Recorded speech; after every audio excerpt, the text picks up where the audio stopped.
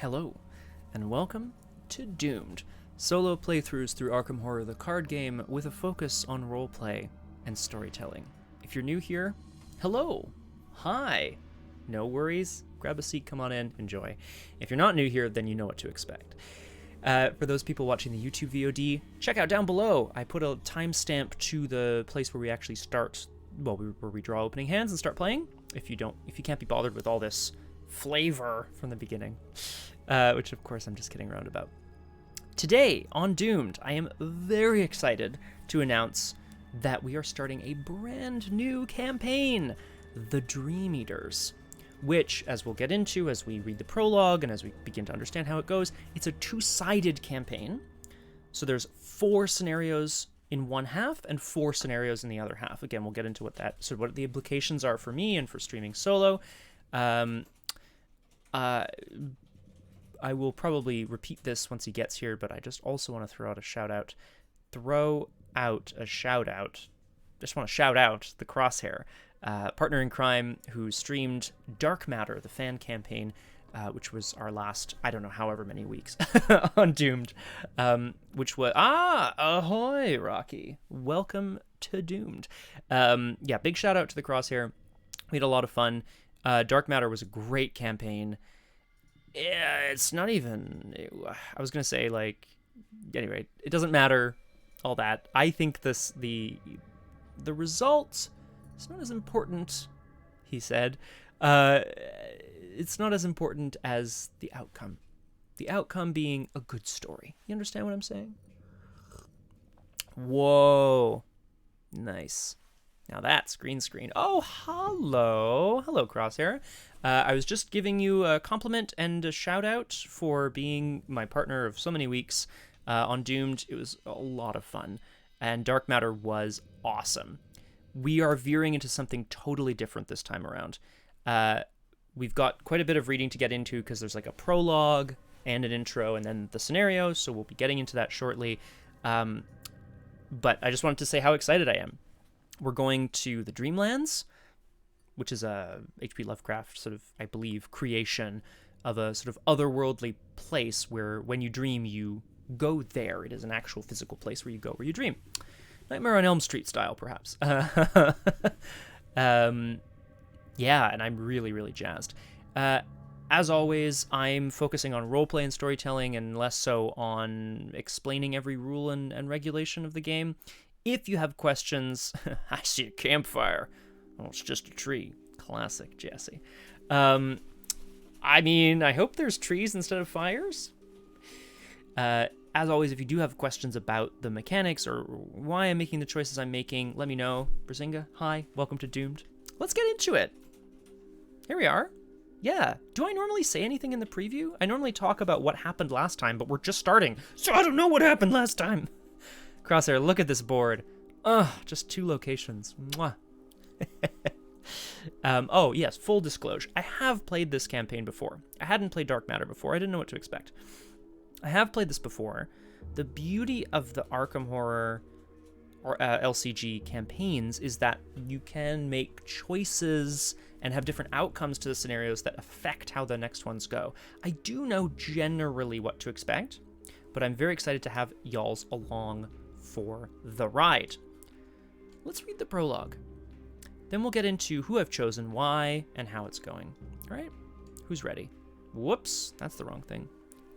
Let's get... Oh, I should also mention, of course, the Dream Eaters has a number of motifs. One of them is cats. So that's a good time. Not this week, but on the waking side, another is spiders. So I will be putting content warnings for those episodes, because there's a lot of them. It's a thing. You're gonna get maxed. Friday, February 13th. Oh, God. Friday, February 13th, 1925. Something odd was happening in Arkham, Massachusetts. Typically, this would not be a surprise to the residents of the dreary New England town. Indeed, Arkham's always been well known for its strange, some would say supernatural, occurrences. The nature of this particular circumstance, however, was anything but typical. It all began in the latest issue of Tales from Nevermore. A writer by the name of Virgil Gray described a journey he had taken in his dreams. a journey he claimed was not a work of fiction on his part. He wrote of a long, spiraling staircase, an unbearably hot pillar of sentient fire, a tree that came from the moon, a curious talking cat, among other things equally difficult to believe. But it wasn't this extraordinary tale that first drew your attention, no. Soon after Virgil's tale was published, Tales from Nevermore began to receive and publish letter after letter from those who had read Virgil's story and claimed to have experienced the exact same dream. Before long, the Arkham Advertiser picked up the story, and news of this strange phenomenon reached the ears of experts. There's the tree from the moon. Virgil Gray was convinced to undergo therapy at the local asylum, and many more who shared in the writer's psychosis were committed as well. Yikes. It was 1925, people didn't understand these things. The prevailing theory among academics is that Virgil's dream felt so real that he could not separate fact from fiction, and his writings spread his delusions to others like a form of shared hysteria. You remain unconvinced. After all, there is much that is not known about the simple act of dreaming. Medical experts have wildly differing theories on the state of one's brain during sleep. Recently, 1925, experts like Sigmund Freud have proposed that dreams are manifestations of one's subconscious desires, fears, obsessions. Fortune tellers, for their part, yeah, exactly, Rocky. Super cool, no big deal, right? Whatever. It's true, right, Crosshair? We talk about, isn't it interesting how most photos and videos of UFOs are from a time when cameras weren't as good? You know what I mean? Yeah, like you say, right? Anyway. Fortune tellers, for their part, have long believed that dreams can be sifted and interpreted in order to tell the dreamer's past or future. But if these theories are true, how could multiple parties, all from very different walks of life, have the same shared experiences in their dreams? What if our modern understanding of sleep is all wrong? What if there really is a place our consciousness travels to when we sleep, a land of dreams that exists beyond our waking world? You and your companions have gathered together to get to the bottom of this strange phenomenon. If others in town can travel to another world in their dreams, perhaps you can too. You've recreated the circumstances of Virgil's journey perfectly. If all goes well, half of you will take the trip to this dreamland and back. The rest will stay in the waking world, studying your companion's sleep patterns to ensure nothing goes wrong. So, like I mentioned, this is why I think it's cool. It's an 8-scenario campaign, but it's split into 2 halves. The 4 scenarios in the dreaming and the 4 scenarios in the waking world. We will be alternating week by week, because when you're playing it as an 8-part campaign, you do have to alternate, because there's some overlap, shall we say, between the 2. We will be starting with Scenario 1A, Beyond the Gates of Sleep. It does say you have to build different investigator decks, which, makes sense. There's a bunch of, stuff here set up, but we don't have to deal. Now I think is a good moment to introduce our investigator for the dream side, Luke Robinson. There he is. He's the dreamer, which is actually very interesting. So Crosshair, interestingly enough, what kind of, not inspired me, but recently there was a play on a podcast that I really enjoy where the one person who usually does their solo playthroughs convinced his podcast partner to do the other half of the dreaming. So he was on the dream side, playing a deck that was optimized to try to win the campaign, and his friend, who usually plays in 2 or 3, was playing also a good, he was playing well and stuff to try to win, quote unquote. But he's clearly less used to playing solo. It was very interesting. All right, let's talk about Luke. It was many years ago when Luke discovered the entrance to the Dreamlands. Through the gift of an unusual box his uncle had left him, he learned of a way to travel to and from the Gates of Sleep. He has since spent the majority of his days wandering the land of dreams in search of adventure. From the streets of Celephais to the Enchanted Wood with its endless mysteries, he wanders, unraveling the secrets of the land and of the myriad dreamers who reside there. Now, an ancient chaos threatens to annihilate not only the waking world, but the world of his dreams as well. This is something Luke cannot allow. Luke knows that there... I lost my... Here, 2 seconds. Ow. There we go. Lost my tea ball there. Delicious. Kind of stronger than what the prologue said. Luke knows that there is a place, the dreaming world. Oh, hello. Yes, Luke, hi, welcome to Doomed. On this side of the campaign, I'm going to be playing Luke Robinson, so I'm sorry, you're going to hear his name a lot. Your name, I guess, as well. Sorry. Sorry, not sorry. So, what can I say here? I think, rather than just sort of being like, well, I think there's, you know, a sense that there might be something more to the dream. He knows there's an actual place where you go when you sleep and dream. He's wandered it. He's a lucid dreamer, if that makes sense. And now he realizes that this, so many people being quote unquote infected by this dream can't portend, well, it must portend ill omens. So he's getting in there. He's bringing a companion with him, but he's gonna get in to the dreaming, so to speak. The what did they call it? The world of dreams? I'm just gonna check what they called it. The gates of sleep. The Dreamlands, that's the one, as opposed to Changeling the Dreaming. So the Dreamlands. He's going to get in there and he's going to figure out what it is that's causing this. Now, I should point out, we're not looking at the waking side today, but he's leaving behind this guy. This is Tony Morgan, the bounty hunter. Tony is a perfect choice to defend him if something were to go wrong, or to study him, or to make sure no harm comes to him. In my mind, these two are also, they've found each other. They're lovers. That's my headcanon for this campaign. He didn't just hire Tony. They know each other. And despite the fact that Luke is to and from the Dreamlands quite often, they've developed a nice bond, which I love. Just got done with work for the day. Oh, yeah. Okay. Glad to hear that you've got things that are going to make you happy. That's what's key. All right. What can I tell you about Luke, mechanically speaking? He's a mystic, so he likes spells and shit. Magic and shit. He's got 4 willpower. 3 intellect, 3 agility, but only 2 combat. You begin the game with Gatebox in play, which we'll look at in a second. Gatebox is the mysterious artifact as provided by his uncle. His Elder Sign says, +1, place a charge on Gatebox. The key to the Dreamlands lies within us all. I like to think he also kind of wants to bring this knowledge to the people, but perhaps we'll see if he gets back. It also says you may play one event each turn as if you were at a connecting location and engaged with each enemy at that location. Now, this has provided so many more rules questions than you can... Like, I'm not even going to get into it. They had to recently clarify what as if means in the context of this game. And we don't have to get into it, but basically the question is like, well, what if I start playing it and then I choose a different location? What if I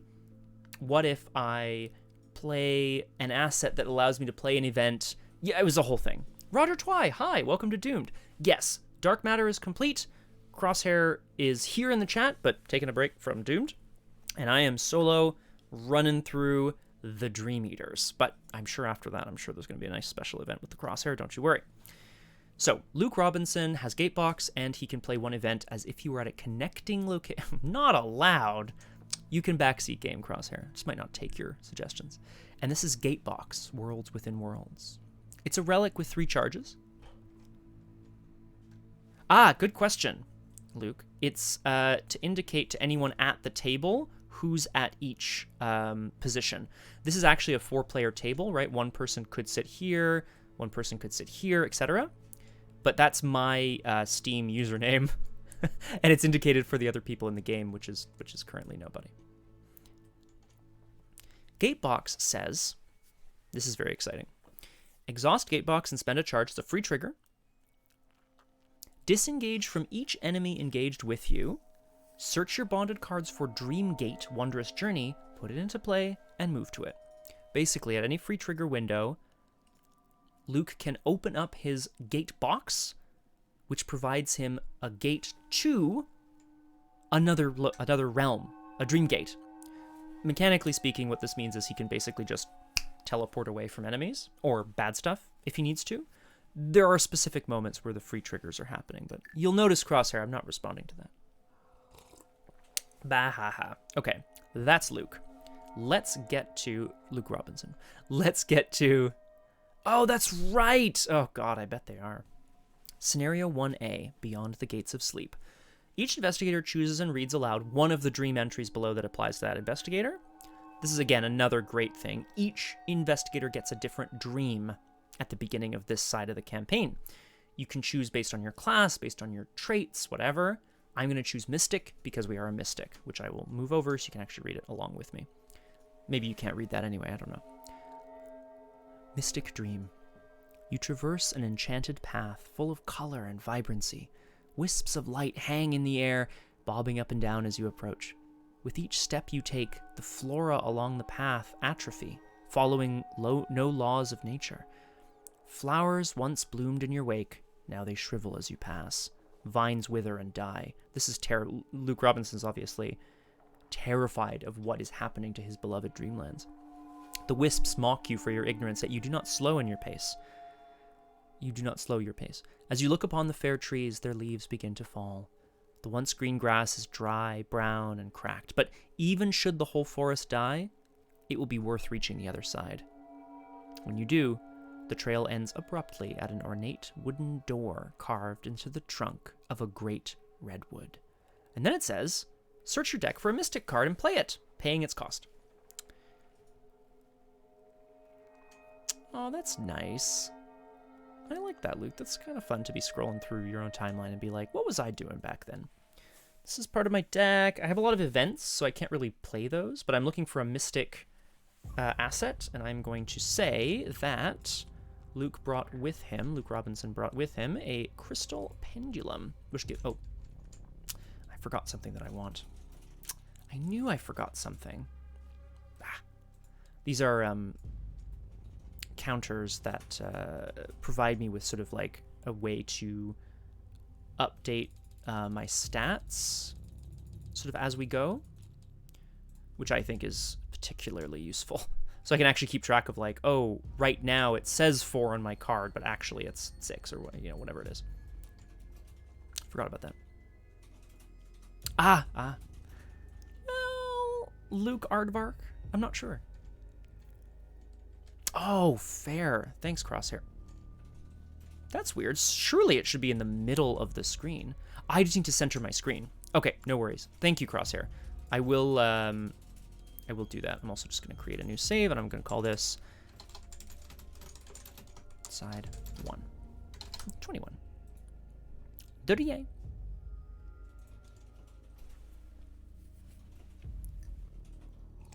Well, it was the date that Aardvark first watched LARPs, as opposed to when it first came out. But I will say, yeah, I think March sounds right. It was definitely like shit weather in winter. And we shot it in the fall, obviously, because of the colors in season 1. And it was just edited like over a winter. Isn't that wild? The font makes it look like it says lube. Oh, God, horrible. Okay, back to the intro. So that was our Mystic approach. Oh, there you go. So, yeah, Luke Robinson has sort of ventured. He's found his normal way into the Dreamlands as he is wont to do. Is there really nothing else at the beginning of this scenario? That's it, eh? Wild, wild, wild. So he's found his way through, past a dying Dreamlands forest, to a gate in a redwood. Setup, blah, blah, blah, blah, blah, blah, blah. There's nothing to know here. No, it's good. We're just going to do it. Agenda and act, then we're going to start, and we're going to get doomed. Agenda 1A. Journey through the gates. From your initial dream, you have been drawn into a familiar landscape. Hey! Thanks for the host, Aardvark. Can I call you Aardvark? From your initial dream, you have been drawn into a familiar dreamscape. The same one that Virgil Gray traversed in his story in Tales from Nevermore. Is this real? Or is your mind simply conjuring what it expects to see? Forced. When doom is placed on this agenda during the Mythos Phase, if any investigator is at a steps location, place an additional doom on this agenda. However, Crosshair, you'll notice, there is no encounter deck. So in this first bit of the scenario, we get 2 doom around, but there's no encounter cards. But also you'll notice 19 dooms, so clearly we want to get through this first part as early as possible, as quick as possible. Right, exactly. So if you're at a steps location, you place an additional doom on the agenda. Act 1A, entering the Dreamlands. The door leading out of your initial dream takes you to a stone staircase. Look at this art. I love this. Thousands of different stairways join together here, forming an incomprehensible nexus of steps where worlds and stories join together. Where the stairs meet, they form a single spiraling pathway descending deeper into the land of dreams. Do not draw cards from the encounter deck during the Mythos phase. Objective: if an investigator enters the Cavern of Flame, immediately advance. We start here at the 70 steps of lighter slumber. You are no longer in your own world.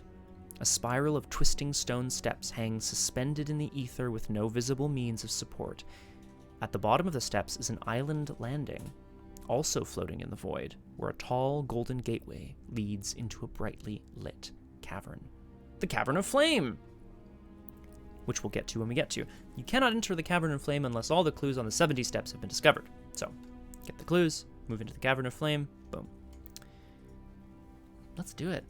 We've got our Crystal Pendulum. Oh, I suppose I have to actually put my numbers on the thing here, right? Let's do it. Let's get doomed. Draw 5 to start. That's a weakness. I'm going to put that back right away.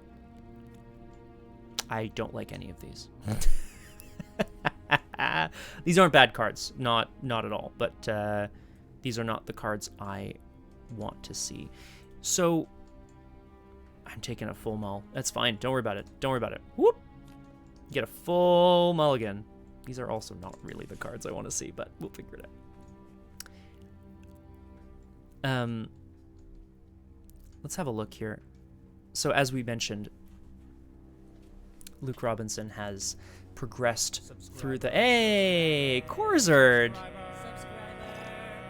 It's very kind of you for the subscription. Thank you very much. Welcome to Doomed. We're actually just getting started on this Beyond the Gates of Sleep scenario where Luke Robinson, the dreamer, is venturing down the 70 steps. This is a one shroud, one clue location. When you leave the 70 steps, take a horror for each card in your hand in excess of 5. As we venture further into the Dreamlands, you can bring less and less with you, as it were.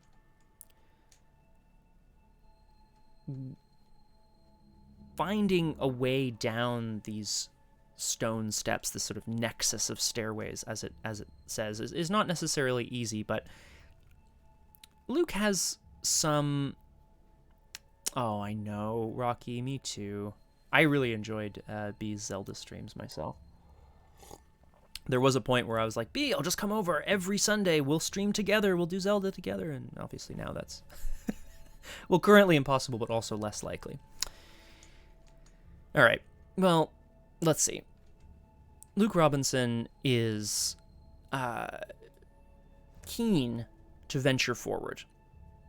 He knows more or less what he's supposed to find based on Virgil Gray's dream, but obviously experiencing it is quite different. There's no time to rest. There's no time to ponder the imponderable. There's only moving forward. I'm investigating this location. I have 3 book to 1 shroud. I should actually read this. The Crystal Pendulum is... Ah! Oh, yeah. It is zoomed in as far as it can, Crosshair. I'm actually surprised to note that. Oh, zoom out. Sorry, there you go. Okay. Let me know if that's too far. So, this Crystal Pendulum is, of course, a charm that Luke brought with him. It's not the... Okay, perfect. It's not the gate box of dreams that he has that allows him to sort of like teleport more or less into the Dreamlands, but it is a charm that he's carried with him for a long time. It says, after a skill test at your location begins, exhaust it, name a number. Oops, sorry. If this test succeeds or fails by that number, draw a card. Um, 18! I'm investigating at 3 to 1. I'm going to name 1. So either I succeed by 1 or fail by 1. So I failed by 1. So obviously, finding his way down this nexus of steps is like almost impossible. But we get to draw a card from the pendulum. Oh, I hate it. This is a bad start, folks. I really should be doing better. Let's try again, shall we? Let's just investigate straight. He's still just trying to find his way forward down the stairs. There's an island at the bottom. He has to watch his step as he progresses. I'm going to test again. 3 to 1. That's probably better. This is a tablet. -2 if you fail. And this is an attack or evasion against a swarming enemy, blah, blah, blah, if you fail. We didn't fail. We get the clue from the location. Luke Robinson manages to find his way to the bottom. And I'm going to right away move into the Cavern of Flame. 70 Steps says, take a horror for each card in your hand in excess of 5. A hanging chair. I know, right? It's something about the letting your weight go into something. It's kind of fun. You cannot enter the Cavern of Flame unless all the clues have been discovered on 70 Steps. On this landing, there was a huge gate that spanned the width of the rocky platform. Gold, bronze, and glimmering, the gate reached skyward and appeared to go on forever, disappearing into a roiling darkness above that reminded me of storm clouds. The Cavern of Flame is a 9-shroud, 0-clue location. It's a steps location. In light slumber, he descended the 70 steps to the Cavern of Flame and talked of this design to the bearded priests. What? Nasht and Kamantha. What? And the priests shook their pshent-bearing heads and vowed it would be the death of his soul. Yeah, Rocky. Rocky likes this. Rocky likes this. There's a lot of flame here. It also says at the end of the Mythos phase, everyone in the Cavern of Flame takes a damage. Because it's on fire. The act says, if an investigator enters the Cavern of Flame, immediately advance. Act 1B, Priests of the Dreamlands. At the center of the cavern is a pillar of flame flanked by 2 robed, bearded men. You recognize the scene from the writings of Virgil Gray.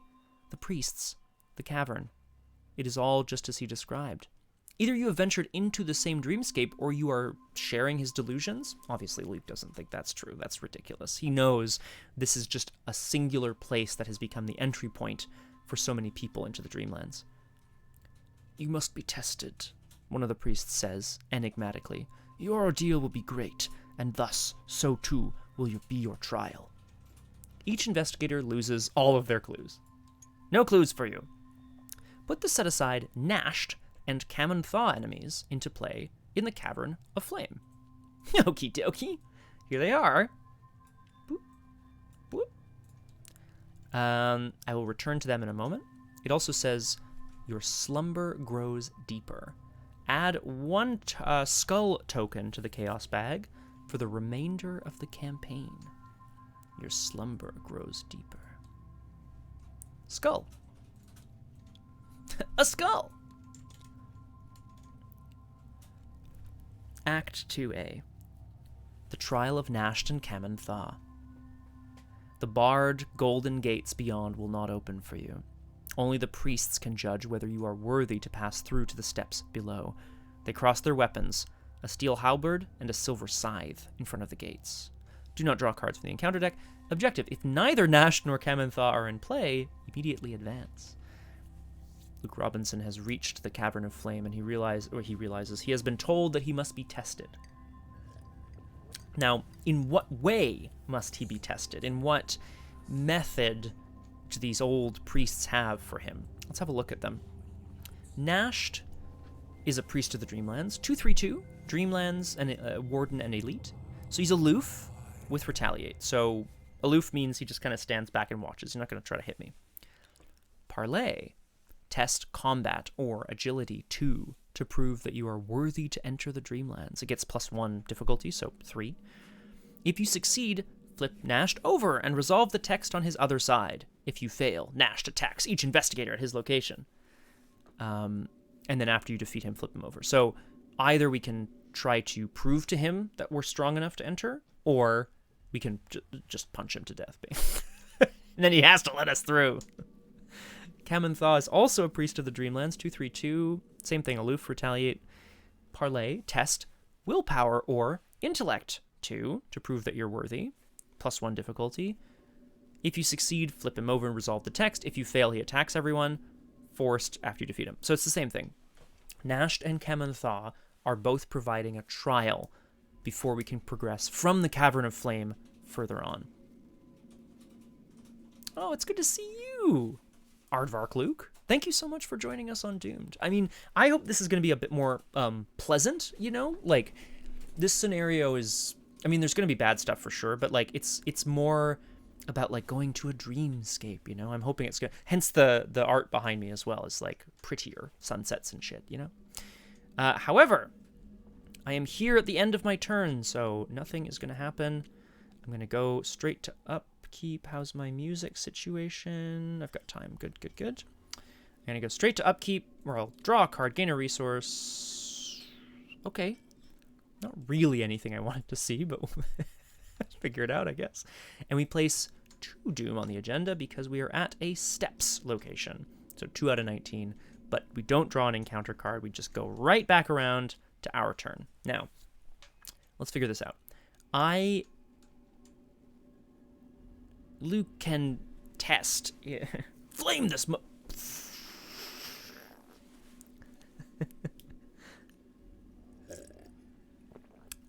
I mean, for the record, Crosshair, it also does 3 damage to all investigators at the location, so... You know. I know, I would have walked in and you would have been like, Hup! Hey, duck! But yes, it just blows them up immediately, which is actually pretty legit. Okay. I'm gonna try to take on... Oh, sorry, at the end of the Mythos phase, I have to take a damage, because I'm in the Cavern of Flame. The fires are starting to lick at the corners of Luke Robinson's robe. His skin's starting to feel a little singed, but he realizes this is the test he must take to enter the Dreamlands. He's used to this kind of thing, this sort of dream logic. Test, will, 3. It's 2 + 1. I have 5 will. That honestly feels pretty good to me. I'm going to commit this other Crystal Pendulum to go 6/3. So I'm gonna try to parlay with Kamantha. We're gonna try to figure out what his trial is, and we'll see how it goes. But I am gonna exhaust Crystal Pendulum and name 1 again. No, I'm gonna name 2. Either succeed by 2 or fail by 2. Yeah. Hi, Gunnar. Welcome to Doomed. It's just me today. We got Crosshair in chat, which is lovely, of course, but just me for this next campaign, just FYI. All right, 6/3, and I named... Hello! 6/3, and I named succeed or fail by 2. Is that what I said? That's stupid. What a stupid thing to do. Anyway, whatever. That's what I said. Hey, there you go. Okay, we got it. So, we draw a card... Oh, no. Yeah, because I succeeded by 2. So I draw a card from Crystal Pendulum. That's great. I'm definitely going to want that. And we flip Kamantha over and resolve the text on his other side. The Trial of Kamantha. Your mind is strong, the Guardian admits, but are you ready to shed your concept of truth, of reality? If so, alter your clothing. You protest out of confusion. This is a land of wills, the priest continues. If your resolve is truly strong enough, prove it to me. You close your eyes and imagine a different outfit, straining to recall its texture, color, smell, each and every thread of fabric. When you open your eyes, you are wearing it. Good, Kamantha says, stepping aside. Add this card to the victory display. I like to imagine that Luke Robinson was wearing, like, 1920s, maybe just kind of like shirt and tie, suspenders, and now he's wearing this gold robe embroidered with roses. Oh, Gunnar. Oh, jeez Louise. Now, the next challenge, I have to deal with Nasht, the other priest of the Dreamlands. I have to test combat or agility 3, which is really bad news. However, could either commit some things, or we could try to have a premonition of how this is going to go. Premonition is a card that says fast, put it into play, reveal a chaos token, and seal it. When a chaos token would be revealed, resolve the chaos token here instead. So you can kind of see what you're going to get on the next play, which I think I'm going to do just to see if I might pass this. So I'm going to... Also, the art on this is just ridiculous. The person here in question is Lola Hayes, the actress, who I believe is watching herself get eaten by some kind of horrible beast. It doesn't even make sense. I mean, maybe it's like the psychic or whatever, I don't know, but... Oh, this might be Marie, actually. I'd have to figure out who that is. Having completed Kamantha's trial with flying colors, Luke turns his attention to Nasht, who looks like the kind of priest that is... He looks less intellectually inclined and more, he looks stronger and tougher with his scythe. Suddenly, a wave of understanding washes over Luke, and I'm going to premonition. Oh, okay, -3. So, the next test I take is going to have a -3 modifier on it. This means, basically, if I tested agility, I'd have to be up 3 on the test, which I can't do with the icons that I have in my hand. So, his premonition is of Nasht shaking his head, and of Luke Robinson trying to find another way out of the cavern. So I'm just going to, this is ridiculous. Is there any other way to do this? Oh, it might be Jacqueline, eh? Because she's a psychic. It would also make sense, because I think it came in her box, maybe? I don't know. I don't know if she wears like a dress like that, though. Pretty cool.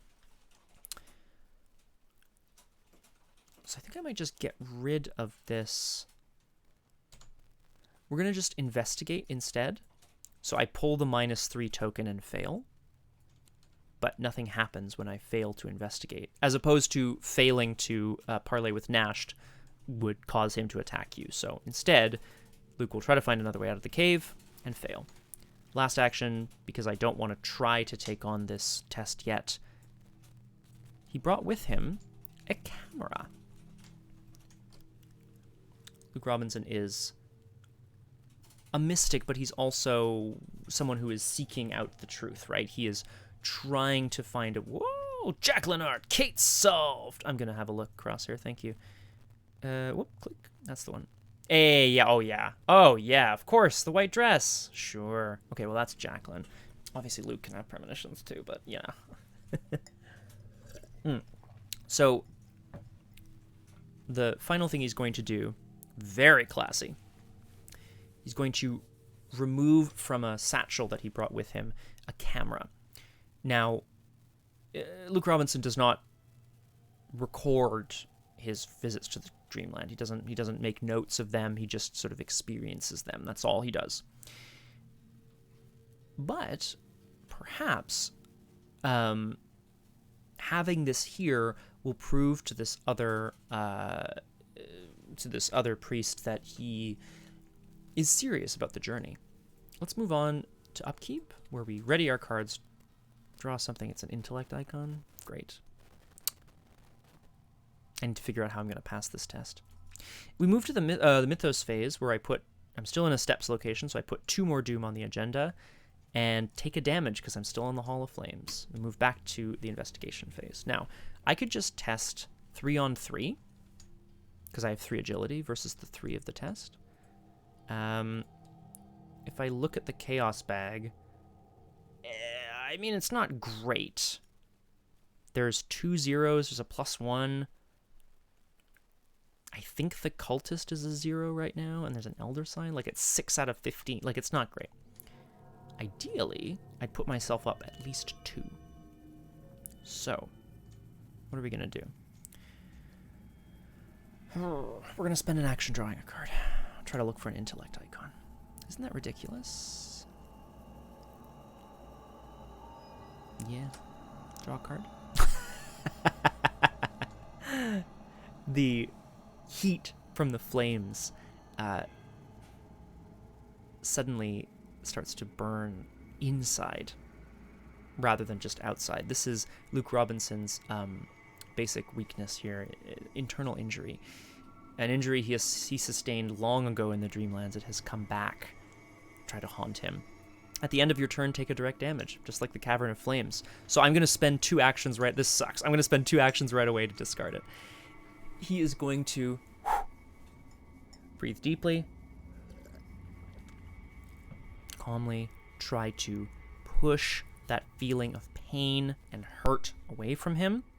So I only have 5 health, I should mention, so I actually have to get out of here, like, now. I'm really not sure how I'm going to do that, but we'll figure that out when we get there. And we move back around to the upkeep phase. So that turn, just so we're clear, was trying to find something to help him with the situation, realizing that the flames had reactivated an old injury, and then just trying to breathe through it. For fuck's sake. The reason I'm kind of rolling my eyes here, I love this art, by the way. The guy's like, ah, which is great. This is a card that's basically only useful if you find it while searching your deck, not if you draw it.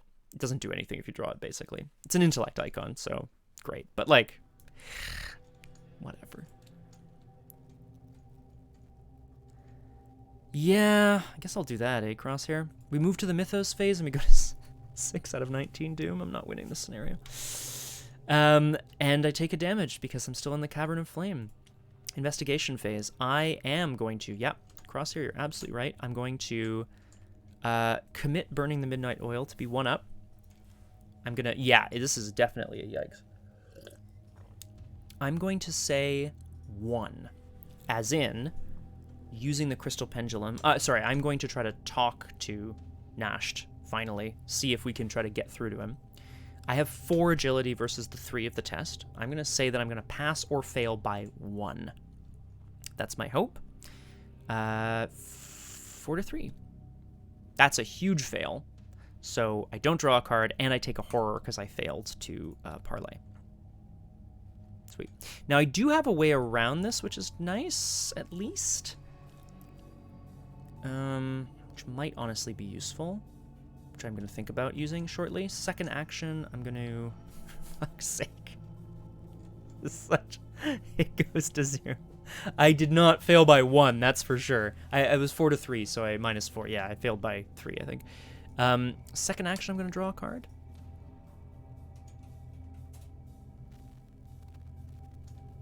Now, this is interesting. This is a combat icon. Also does 2 damage to elite enemies. So I could just try to beat his ass, so to speak. Last action, we're going to draw 1 more time. And that's another combat icon. Cool green knife, sick. This is a razor made out of psychic energy. Just absolutely killer. Now, during the enemy phase, here's what I'm going to do. This is how I'm going to get around getting seriously injured. I'm going to go into my gate box. Gate box says exhaust gate box, spend a charge, disengage from all enemies, search your bonded cards for Dreamgate Wondrous Journey, put it into play and move to it. Revertode! This is Dreamgate. We're going to move there and we'll have a look at what it says. This is the place that Luke Robinson knows how to get to. The gate box allows him access to the Dreamlands through his Dreamgate. It's connected to each other revealed location, vice versa. Enemies and investigators other than Luke Robinson cannot enter Dreamgate. Amazing, Rock Pants. I hope it was enjoyable for you. Forced. At the end of the investigation phase, set Dreamgate aside out of play. If Luke Robinson is here, move him to any revealed location. Enemies can't spawn here. It's fast. If you play it after the investigation phase, you get to spend a whole upkeep and Mythos there. Like, you know? Ooh, Rocky, that is rough stuff. So we'll move into the upkeep phase. Naturally, Nasht probably isn't sure quite where the strange dreamer has ventured off to. But Luke Robinson is recuperating in the Dreamgate. We're going to see what we can do here. Okay, these are all combat things, so I'm obviously going to, yeah, I'm going to fight the guy. Now, interestingly enough, in the Mythos phase, I'm no longer at a steps location, which I never thought about, but that's interesting. So I'm going to place 1 doom on the agenda. I am still absolutely screwed. I should just mention that to people. Story aside, this is easily the worst start I've ever had to this. Oh, Gunner, yeah, get in there. And we move back to the investigation phase. Now, I can play 1 event. Hang on, let's have a look at this. You may play 1 event each turn as if you were at a connecting location and engaged with each enemy at that location. Well, I think this is going to be even better, Crosshair. Watch this. I am going to play an event as if I were at the Cavern of Flame and engaged with Nashed. Test your might. I am going to play Occult Invocation. I mean, look at this. This is Harvey Walters, the Miskatonic professor. I think that's his title, is Professor. And he's just like looking through an old book. Oh my god, incredible. Sitting, meditating in front of his dream gate. The solution finally comes to him. If the priest wants a fight, he doesn't want to be parlayed, he doesn't want to be spoken to. He wants Luke to prove his might. He wants him to test his might. So, I'm going to test. He's going to summon up his knowledge of the occult, and he's going to attempt to direct his energies into a ball of ice to counter the fire, and fire it through the Dreamgate and directly into Nashed. Let's have a look. As an additional cost to play Occult Invocation, discard up to 2 cards from your hand. Yes, sorry, Crosshair. As an additional cost, discard up to 2 cards from your hand. Fight. This uses intellect. You get +1 intellect and deal +1 damage for each card discarded. So I'm going to discard 2 cards, 1 and 2. These are basically useless otherwise, so I don't mind. So I have 3 intellect for 5 intellect. Get over here. God. 6. I just 6 intellect. I'm playing it as if I'm at the Cavern of Flame. So it's 6 to 2. I would do 3 damage if I succeed. I'm going to use the Crystal Pendulum to name 2, as in succeed or fail by 2. So 6 to 2. Summoning up one of his spells that he learned during his trip to the Dreamlands, Luke Robinson attempts to channel his energies into a ball of ice, fire it through the Dreamgate, and destroy Nashed forever. Oh, yes. 6 minus 2 is 2. 6 minus 2 is 4. 4 is 2 more than 2, so I draw a card from Crystal Pendulum. I mean, I cannot tell you how many resources I just used there. That's ridiculous. After you defeat Nashed, flip him over and resolve the text on the other side. The Guardian dismisses you with a gentle wave of his hand, and you are sent hurtling into the wall of the cavern. So, meditating... Yikes. Ugh. Blah. You're right, Crosshair. Meditating in his dream box, somehow he finds himself smashing into the side of the cavern. Your eyes mistake me for a feeble old man. This is your lesson. Do not trust your eyes, for they will lie to you. He steps aside to let you pass. Add this card to the victory display. The act said, if neither Nashed nor Kamenthar are in play, immediately advance. Act 2B, beware the road ahead. Satisfied that you are worthy to enter the Dreamlands, the priests step aside to let you pass, and the gate beyond opens. Before you step through, one of them grabs you by the wrist and gives you a final warning. Your journey shall take you beyond the lands of the gods. The eye of chaos is upon you now. Follow the path, and you shall be safe. But beware! He tightens his grip.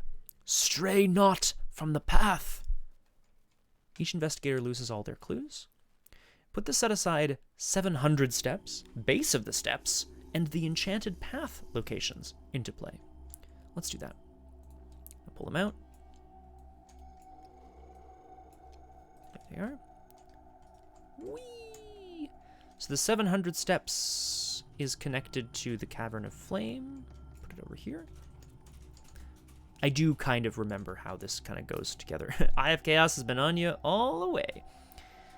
All the time. It's also connected to the base of the steps, which makes sense. And the base of the steps is connected to the Enchanted Path, which I will put over here. I'll put it there just to avoid people getting mad at me. Your slumber grows deeper. Add a skull token to the Chaos Bag for the remainder of the campaign. Copy paste, baby. 2 skulls. Whoa, 2 skulls. Act 3A, the final descent. Spiraling stairs descend below for what seems like an infinity. Do not draw cards from the Mythos Phase. If each investigator is at the Enchanted Path, immediately avancez. So, weirdly enough, I'm still in the gate box, which is hilarious, but I have to go through the Cavern of Flames to get to the next location, so I'm just going to do that. That seems like the right play. If I stay in here, I don't get 2 doom, I just get 1 doom. Oh, no, that doesn't work. Oh, hey, Paximo, welcome. Cool, cool. Happy to see you lurk. It's only if I'm here during the Mythos Phase, so I don't think it's worth it right now. I'm going to pop out into the Cavern of Flame and walk to the 700 steps of deeper slumber. So asking a farewell blessing of the priests and thinking shrewdly on his course, he boldly descended the 700 steps to the gate of deeper slumber. This is a 2-shroud, 1-clue location. When you leave the 700 steps, take a horror for each card in your hand in excess of 3. Well, oh, that was my whole turn anyway, so that's that.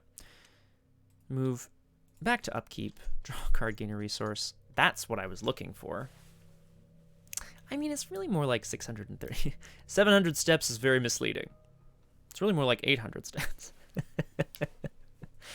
So that's, I'm very pleased to see that. We put 2 doom on the agenda. We do not draw cards from the encounter deck, and it's back to us. Now, the reason I'm excited to see this is Luke Robinson's companion in his travels arrives next to him.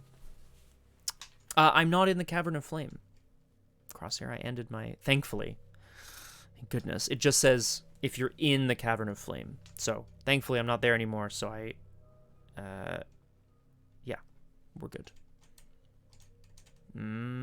Which is good, because honestly, I only have 5 health. Witten Green, the Hunter of Rare Books, is a Miskatonic ally. She is someone that Luke reached out to thinking that it would be useful to have someone a bit more educated than he on this voyage into the Dreamlands. She was excited because she is someone who really enjoys... Yeah, she does, doesn't she? Yeah. Whoa, I love the top hat. It's so charming. Yeah, she seemed really excited to go to the Dreamlands, not to find books, of course, but to be able to write about her experiences upon returning. And perhaps they would return with something. Perhaps she could trade her experiences for books, etc. Anyway, while you control a tome or relic, you get +1 intellect. I have a relic. It's the gate box. Sorry, here we go. So that's good to have. Second action. Let's go ahead and investigate this location. I now have 4 intellect against the 2 shroud of this location. So I am going to... Oh, yeah, sorry, Crosshair. I should actually, let you read these things, eh? She has a reaction ability. After you reveal a location, or put a new location into play, exhaust Witten Green to search the top 6 cards of your deck for a tome or relic and draw it. Shuffle your deck. Now, weirdly enough, I don't actually have that many tomes or relics, but I'll point out this card says when you search your deck, and this is among the searched cards, you can discard it to gain a benefit. Now, naturally, the way that Doomed has always worked is the live show always goes much worse than the preparation. So naturally, I've drawn 2 out of my 3 copies of Astounding Revelation, and they've had no effect. They let me pass that test. That was cool, I guess. So, I'm going to try to do this. I have 4 intellect versus the 2 Shroud of the Location. I'll throw this book into it to be 5 to 2, and I will name 1 with my pendulum. Luke Robinson is descending into deeper slumber, and he needs to make sure that he's shed himself of all of his preconceived notions and, well, anything he brought with him. But of course, he's happy to have his companion Witten along. She seems to know things which might be useful for him. 5 to 2, 3 to 2, succeed by 1. So we succeed. We draw a card from the Crystal Pendulum, get a clue, and Hawkeye Folding Camera, which of course he snaps a photo of the 700 steps. Luke isn't convinced that the photos from his journey will turn out, but he's going to keep them anyway. Witten Green is essentially demanding it. After the last clue is discovered from your location, place a resource on this card as evidence. While it has 1 evidence, you get +1 willpower. Boop. Now, last action, I have to leave this place. I must leave this place. When you leave the 700 steps, take a horror for each card in your hand in excess of 3. So I'd love to get rid of some stuff. I don't need the other Hawkeye Folding Camera. And I honestly don't think I'm going to have time to play Armageddon. So, despite the fact that Armageddon sounds absolutely awesome, maybe we'll draw another copy, we'll see. Last action, Luke is going to descend the 700 steps. He's found his way forward, he's shed himself of some of his preconceived notions. Eventually, the steps give way to a loamy soil. Coiling up the bottom few steps is a bed of glowing fungi whose shapes defy natural convention. This is a 3 shroud, 1 clue location. After you enter the base of the steps, if you have at least 1 card in your hand, test willpower X. X is the number of cards in your hands after committing cards. If you fail for each card in your hand, you must either take a horror or discard that card. So I'd rather not fail this. Witten says after you reveal a location. When you move into a location, you reveal it. After you enter, after you reveal, you enter a location and then you reveal it, right? So I'm going to test for the base of the steps first. Luke Robinson is going to make sure that he is mentally strong enough to descend the steps into the Dreamlands proper. I have 6 willpower now against the test of 3 because I have 3 cards in my hand. I've already used the Crystal Pendulum this round, so I will simply test 6 to 3. That's an Elder Sign, which is great. It's a pass, and I get a charge back on Gatebox. Mwah. Shining colors. Glowing shapes in the distance.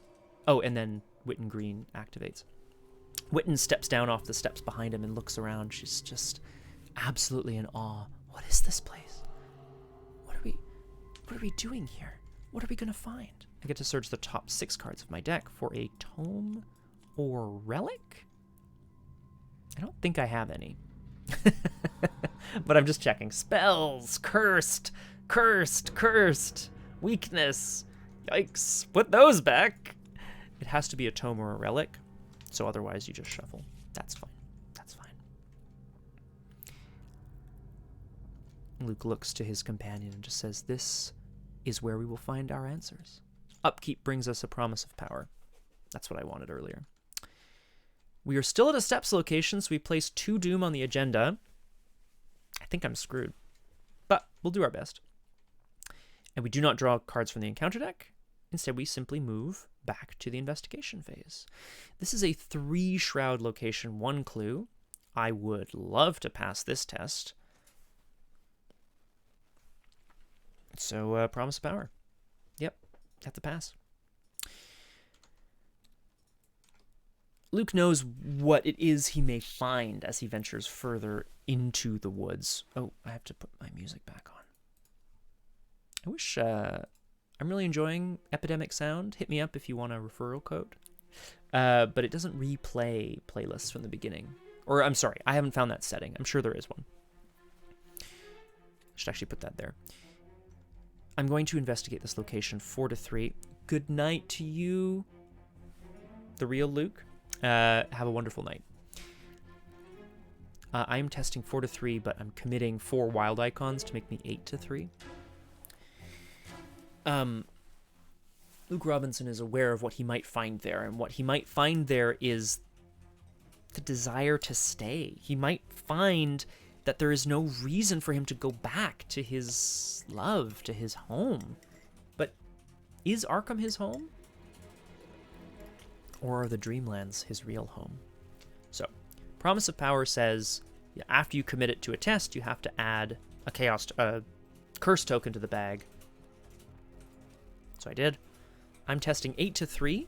I'm going to... I'm going to play Crystal Pendulum, and I'm going to say succeed or fail by 3. Test. Elder Sign. Again. Elder Sign says +1, place a charge on Gatebox. So I will. That's good. The Promise of Power has paid off. The base of the steps leads neatly into the forest. You cannot enter the Enchanted Path unless all the clues on base of the steps are discovered. From the base of the steps, a peaceful dirt path winds through the dense forest. Many dozens of eyes watch you with curiosity from the tangled woods surrounding the path. I get another resource on the Hawkeye folding camera, which gives me another intellect this time, which is good. It says when you have 2 or more evidence, +1 intellect. Taking another photo as he ventures into the woods. We're going to move in. Witten is going to trigger, but the act is going to trigger first. So, we'll venture into the Enchanted Path. There's no story text here, so... If each investigator is at the Enchanted Path, immediately advance. Act 3B, Into Enchantment. When you reach the base of the stairway, you find yourself in an otherworldly oak forest. The forest floor is thick with countless years of fallen leaves, and you're surrounded by glowing fungi of all shapes and sorts. The soil is pierced with gnarled roots, and the trees are strangled by invasive vines. A winding dirt path leads deeper into the woods. Now the question is whether Luke Robinson has been here to the Enchanted Path before. His card mentions the Enchanted Woods, but his dream showed a forest that was dying. So perhaps these Enchanted Woods are not the way he once remembered. Lose all your clues. Your slumber grows deeper. Add a skull token to the Chaos bag for the remainder of the campaign. Boop. Copy, paste. Get him in there. Shuffle up. Remove each step's location from the game. Randomly choose 6 of the set-aside Enchanted Wood locations and put them into play. Remove the other copy from the game. I will get going doing that. So the steps are all gone. We're putting 6 Enchanted Woods locations into play. They're all connected to the Enchanted Path. I think it's just 3, actually, Crosshair. The thing is, this campaign, I'm pretty sure it started with none. So it's... Oh, you can't really see, eh? Oh, you still can't see, despite whether I move or not. But still, like, it's spooky for them to be like, ooh, add the bad stuff, ooh. Let's do the time warp again. Let's put 2 more connections down here. And then... Whoops. Search for... the Enchanted Woods. So there's 7 Enchanted Woods locations. I've shuffled them up, drawn deeper into the lush forest. You stray from the path. Whoa, whoa, whoa, the priest told me not to stray from the path. So I'm going to put the Enchanted Woods locations into play, just at random, and then it said to remove one of them from the game. So I did. Shuffle all the remaining set-aside scenario cards except for Laboring Gug and Randolph Carter to form the encounter deck. From now on, draw cards from the encounter deck during each mythos, as usual. In other words, team, that was just the prelude. We're so screwed. Randy Carter, tee-hee-hee. Oh, there it is, Rocky. Hey! Act 4A, The Path. All you have to do is stay on the path. Forced. After the first time any investigator enters an Enchanted Woods location, record in your campaign log, the dreamers strayed from the path. Objective. Only investigators at the Enchanted Path may spend the requisite number of clues as a group to advance. 5 clues! Let's have a look at the Enchanted Path, because it has 0 clues on it, right? The Enchanted Path is connected to each Enchanted Woods location. The Enchanted Path gets +1 Shroud for each unrevealed Enchanted Woods location in play, so it's currently Shroud 8. Triple action. You do as you were told, but you feel as though you're missing something. Place 1 clue on the Enchanted Path from the token pool. So, I can spend a triple action to place a clue on the path. I can do that 5 times. And then I can investigate at 8 Shroud 5 times. Or, as Luke Robinson is thinking, perhaps my best bet will be to venture out and find some way for us to move further along the path. Witten Green is like chomping at the bit. She is so excited. At some point, Witten and Luke are going to have some sort of conversation about his partner, Tony, which I'm really excited about. We'll talk about that when it happens. This is Dreamgate, which is currently out of play. I didn't mean right now, but yeah, go for it. I'm just overwriting here. I say go for it, Crosshair. Actually, maybe I should as well. Yeah, I'm taking my bathroom break now, too, because we got to the right spot. Okay, folks, I'm coming right back. I'm really excited. Even though this was an absolutely horrible start, I might be able to eke out a win at this scenario. We'll see how it goes. It's always a great story. Exactly, Rocky. Back in a sec, folks. And we're back. Welcome back to Doomed. Solo playthroughs through Arkham Horror, the card game with a focus on roleplay, storytelling, and trying not to get frustrated when things don't go your way. I'm just kidding. Of course I'm just kidding. I'm the most pleasant person. I will, of course, not take my final action until Crosshair returns, because I'm sure Crosshair would be excited to find out what's going on. To recap, Luke Robinson has ventured forth into the Dreamlands. He's been there many times before. It's sort of a wonderful place that he loves to spend time in. But he believes it is under threat. If so many people are experiencing the same dream as Virgil Gray, perhaps there's a reason for this. Perhaps something in the Dreamlands is trying to get out. And he knows he's the person to take it on. He's here with his companion, Witten Green, the hunter of rare books. She somehow managed to get through the Cavern of Flame without having to go through the same trials, but perhaps the priests Nasht and Kemen Tha realized that she is not the hero of the story. Perhaps he is. He ventured down the stairs of lighter slumber, the stairs of greater slumber, and he's now made it to the Enchanted Path.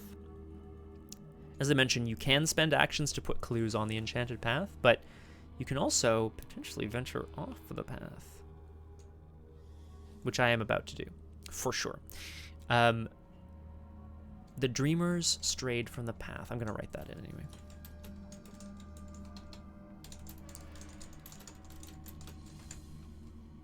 And I'll just do a quick check-in. Are you here, Crosshair? No, not yet. Okay. I just wouldn't want to do anything without you being here. You know what I mean? You know what I mean? What else can I say? Yeah, I've managed to go through fully half my deck. I haven't seen a lot of the... I've seen things in, like, wholly the wrong order. I've managed to see one of my weaknesses. That's good. So that's dealt with. It's rough because I'm already at 3 out of 5 damage. Being in the Cavern of Flames really took a toll. so to speak, on our good friend Luke Robinson. But now that he's made it to the Enchanted Path, he's got Witten, he's got evidence on his camera, he's got his Crystal Pendulum, he is rocked and ready to go. What else can I say here? Yeah, I think it's time. Crosshair, I am going to move to one of these woods locations. How long was it? There we go. Drawn deeper into the lush forest, you stray from the path. These are the Lost Woods. Naturally, of course, Luke ventures off the path. And oh, perfect, Crosshair. Phew! I didn't want to go on without you, really. But I should tell you, I spent my last action of my turn, but my first action, having got to the Enchanted Path, venturing off the path. So the Dreamers have strayed from the path. I recorded it there. Graspy Loot, wonderful to see you. Welcome to Doomed. And I've got these Lost Woods here, is where we just ventured to. Forced. After you reveal this location, if you do not leave this location before the end of the round, place a doom on the current agenda. In the tunnels of that twisted wood, whose low, prodigious oaks twine groping boughs. Groping boughs? My goodness. Well, we're definitely getting out of here then, and thankfully, I have a way of doing that. What? Hold up. I have a way of doing that is fast, which is kind of fun. I entered a location, so I'll use Witten Green to search the top 6 cards of my deck for a tome or a relic. I'm pretty sure I have none. Witten Green is very excited to be... a sounding revelation! Tome or relic? No. But, finally, we have a revelation here. Mechanically speaking, it says when you search your deck and it is amongst the searched cards, discard it to gain 2 resources or place a secret on an asset you control. I have nothing that takes secrets, but I can gain 2 resources. That's fine. Free money, basically. I got money for moving just then.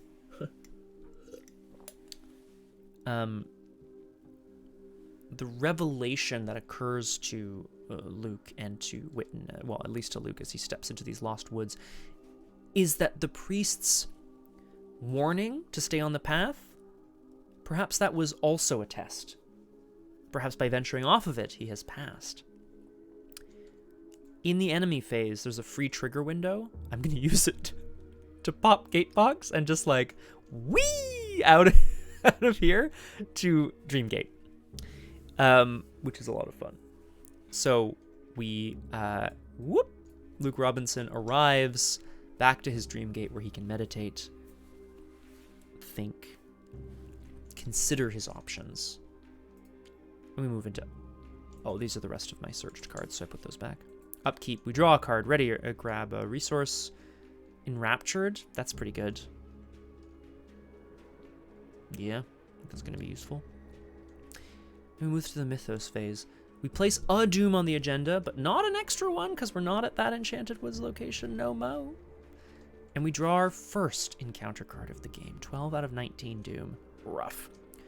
From his place here at the Dream Gate, Luke Robinson has the ability to sort of peer through it and see the woods and the path and everything surrounding it. What is it that he'll be able to see as he gazes through? Fudge. It's a hidden card, so of course I can't discuss it with you, but I will. This is... oh my god. This is a peril hidden card. It's called Law of Igoroth. Pandemonium. It's a terror card. This is obviously a priest that has removed his face. Good times. Secretly add this card to your hand. You cannot play cards or commit cards to skill test with an odd number of words in their title. A word is any text separated by spaces. So I'm going to go right ahead and look at what that is. I have Storm of Spirits and Enraptured. Those both have odd numbers of words on them. Discard a player card with an even number of words in its title from your hand. Discard this card from your hand. Well, that's bad, because I'd love to keep my even-worded cards in my hand. We move back to the investigation phase. Now, I could just wander in to this Enchanted Woods location and test 5 to 4. I was hoping to test with Enraptured, but of course Enraptured has an odd number of words in its title. Yeah, well, any revealed location. That's a good, actually, that's, sorry, where is it here? It's on Dreamgate. It is connected to each other revealed location. So, no, so actually, that's legit. I could leave this Enchanted Woods for later and come back. I could pop out at the Enchanted Path, go and look at another one. Is that a bad idea? It feels like a bad idea. I need 5 clues. And, like, let's be honest here. The Doom clock is really not in my favor at the moment. It's 12 out of 19 already. I have the ability to, like, do things, but what I want to do is commit Enrapture to a test. That's what I want to do. So I have to discard a card with an even number of words from my hand. Oh, great. My 2 coolest cards. A Sword Cane and a Spectral Razor. Yeah, I definitely want to discard either of those. Stupid game. Luke is observing things passively, quietly, from his gate box, the Dream Gate. A place where he can be alone and quiet. Yeah, choose your single weapon, exactly. Well, Spectral Razor is once, and Sword Cane lets you use willpower to fight or evade once a round, so I'll probably keep that. Have I lost my other Spectral Razor already? No, I haven't. Okay, so there's another Spectral Razor in my deck. Okay. Okay. Is it to shave your spectral mustache?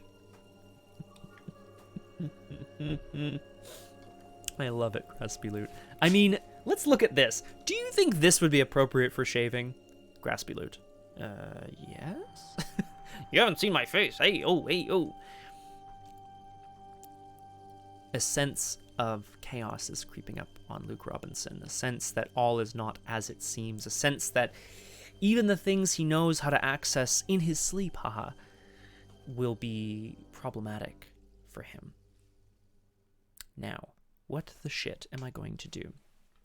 If I get rid of Law of Igoroth, I can then go to this location and investigate at 6 to 4. Is that good? It's okay. It's not great. And then the location itself says, after you reveal this location, if you don't leave it before the end of the round, place a Doom. But that's only once, so thankfully that wouldn't trigger again. I don't love that as an option, obviously. I'd rather keep the Spectral Razors. Yeah, exactly, Crosshair. This is the problem. There's a lot of -2s in the bag. There's Cultists are -1. Skulls are half the number of cards in your hand round up. So if I discarded a card to get rid of Law of Igoroth, it'd be -2. So the odds are good. No risk, no reward, right? We have to do something. I don't want to get rid of my razor. I'm getting rid of Sword Cane. Peace. Suck it, Sword Cane. I'm going to discard a card with an even number of words in its title so that I can discard the Law of Igoroth Pandemonium. With a sense that once more another piece of his past is left behind him, Luke decides this is what got him this far, is just venturing out with as little as possible. He's going to step gently and sweetly through the Dream Gate and emerge back in the Lost Woods. He looks around, breathes, draws in a breath, and just takes a moment to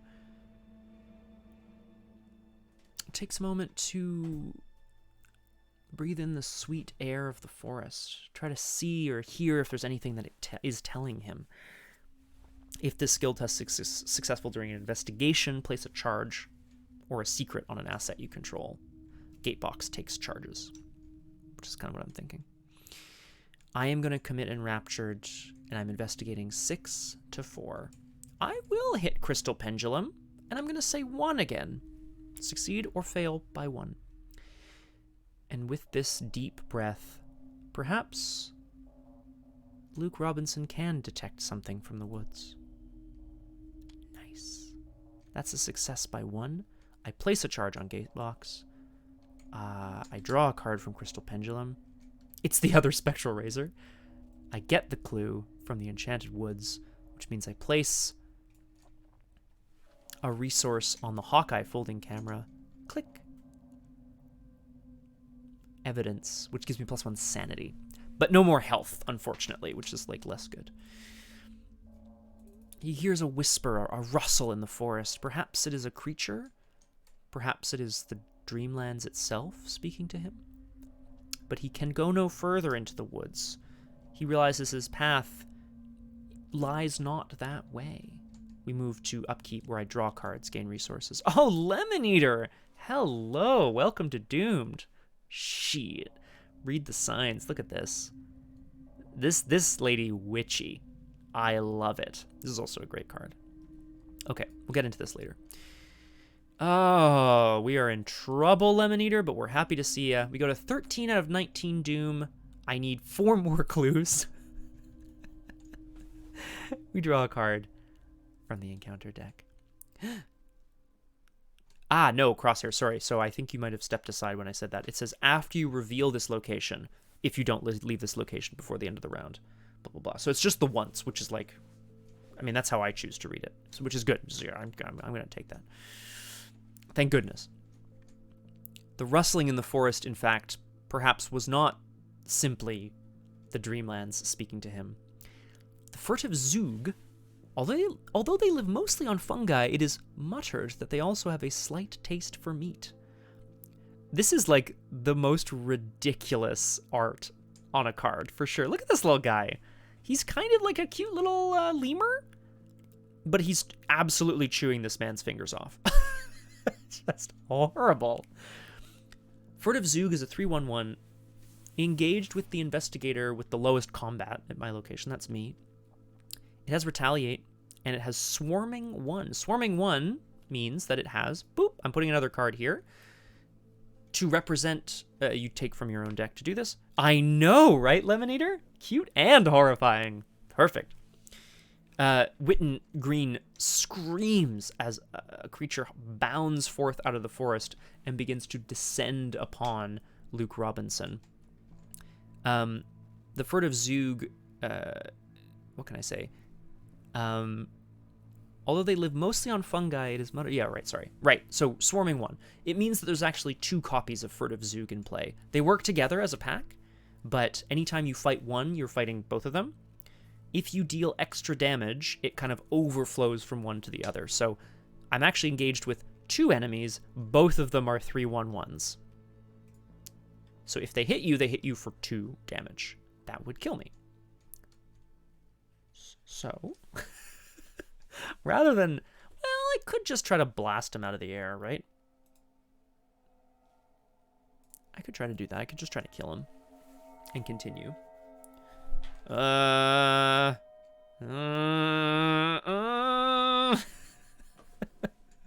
So they do, which I think is a good reminder, Crosshair. Thank you. So instead, I think I'm just gonna get out of here. Oh, so rude. So rude. I'm gonna use, isn't this ridiculous? I'm gonna use Gatebox to disengage from each enemy engaged with you. Search your bonded cards for Dreamgate Wondrous Journey and travel there. As the creatures step out of the forest and bound towards them, chittering and gnashing their long, sharp teeth. Cutely, of course. Luke very calmly reaches into his pack, twists the key on the gate box a few times, grabs a screaming Witten Green, and they vanish. Poof. Into the Dream Gate. Free trigger. Now. Yes, Crosshair. Yes, it does. You're right. Well, sorry, it set it aside out of play. Out of play is out of the game, yeah. So, does it count as a new location for Witten Green? I mean, I think so. So every time she goes there, she's like, wow, whoa, I've never been here before. Yes. Oh, yeah, oh, I see what you mean.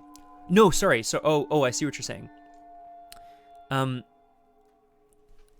So it's at the end of the investigation phase, it gets set aside out of play. So no, you could move out and then walk back into it and hide, but then it would vanish from existence. Oh man, this guy's so wild.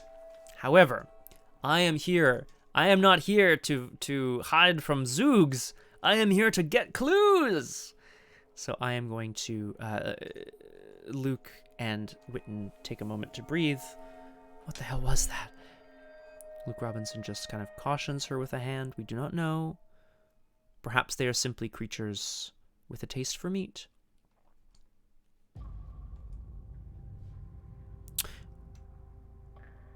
Well, that's interesting, Crosshair. Yeah. This is an interesting exception, right? Because as long as you have charges on Gatebox, you can search your bonded cards for Dreamgate and put it into play and move to it. So if it's out of play, it's the same. There aren't copies of Dreamgate. Like there's only one copy, so it keeps getting brought back into play. But I do know what you mean, because we talked about Hallowed Mirror. Like, what happens if you replay Hallowed Mirror? Are cards that have been removed from the game the same as bonded again? And that is interesting, isn't it? Because this ruling would make you think that you could play Hallowed Mirror a second time. That said, I'm going to continue, because Luke is going to continue on his grand journey away from these lost woods where the chittering Zoogs live. Oh, there it is, exactly, Crosshair, right? Yeah, you would just be like, well, I'm just going to grab another 3 copies. First action, move to the Enchanted Path. Second action, get the hell out of that place. Fuck. Oh, I'm furious. And I'll tell you why in a moment, folks. I'm going to use Witten Green because I revealed a new location. We'll look at this location momentarily, but I recognize it. Any relics or tomes here? Anyone? Nope. Nope, nothing to see here. He ventures off the path again into a great stone circle. Finally, the greater light of those thicker fungi revealed a sinister green and gray vastness pushing up through the roof of the forest and out of sight. H.P. Lovecraft, The Dream Quest of Unknown Kadath.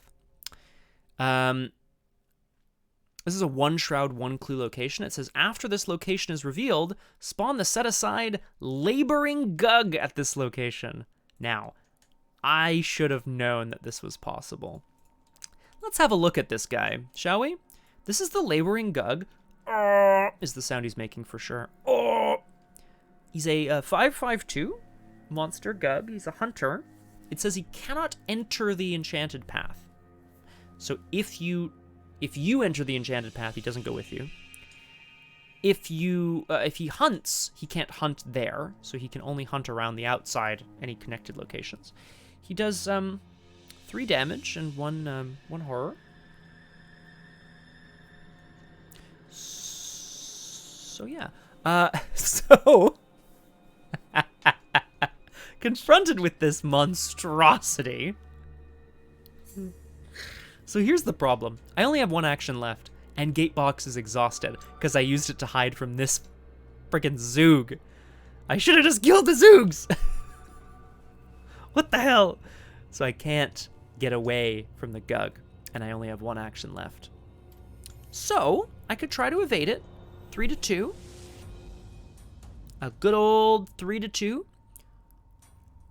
If I fail, I'm going to take some damage and some horror. I won't die, because I'm going to kill Witten Green instead. I'm going to carry off Witten Green into the darkness. Oh, God. If I succeed in evading it, I get an extra turn, basically, to prepare, but it doesn't do anything for me, so I may as well fight it instead. Luke is confronted by this absolutely massive beast crawling from underneath one of the stones. It roars at him, and he simply drops down, prepares himself to fight.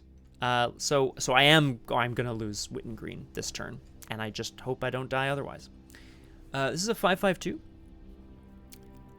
Yep. Terrible. He's got victory 1. So, like, worst case, I guess I just get away with some victory here. This is the other thing, Crosshair, I should mention. Because it's a 2-part campaign, right? 4 scenarios each side. Each scenario has roughly double the experience of a regular scenario, because otherwise it wouldn't be fair, right?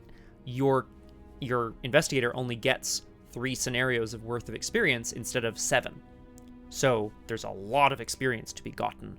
I have 2 already from this Enchanted Woods location, and I think this Enchanted Woods has 1. Yeah, I don't have the clue on it yet. Anyway, let's fight!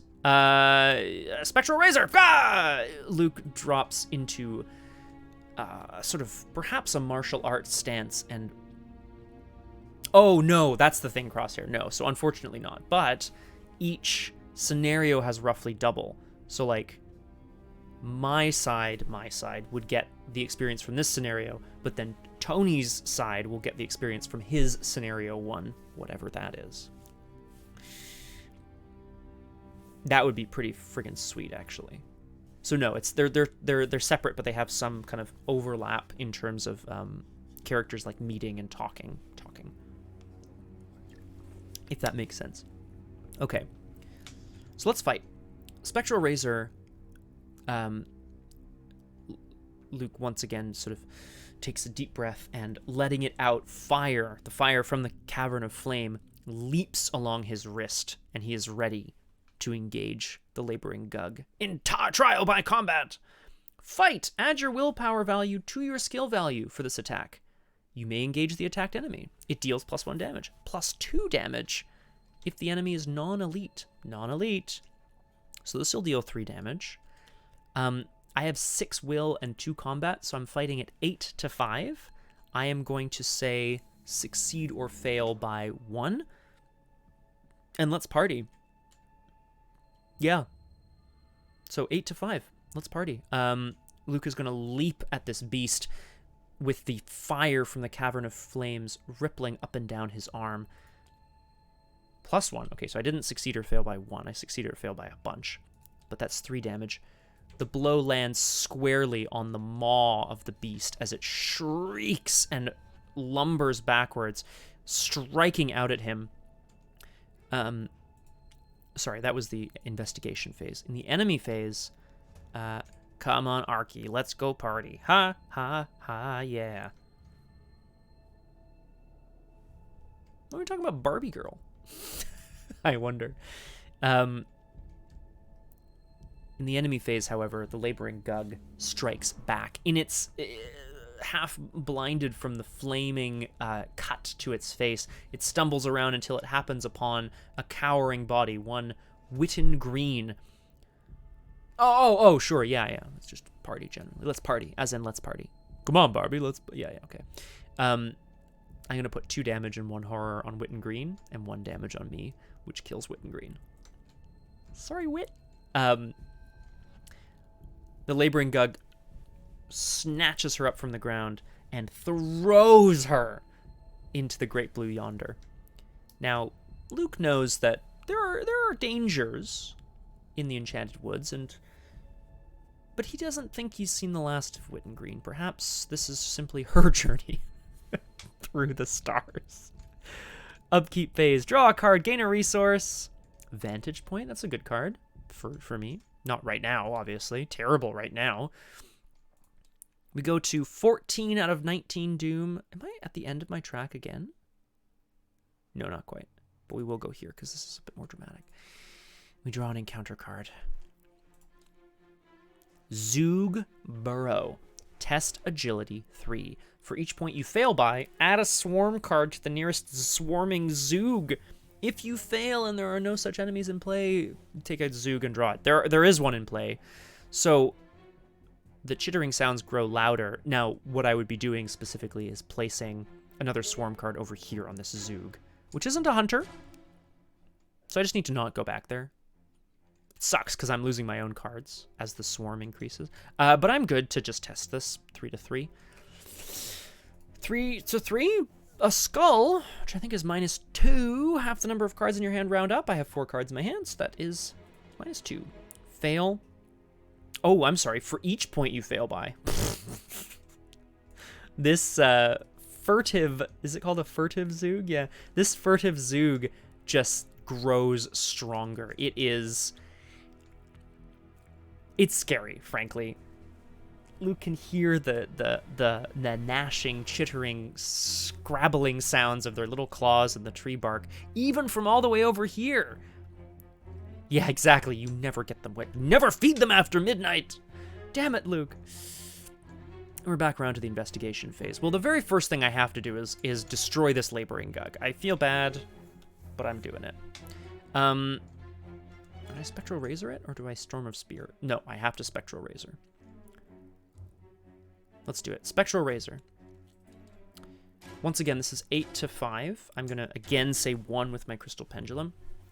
Luke is still wielding this flaming blade of an arm, and he is moving in for the kill.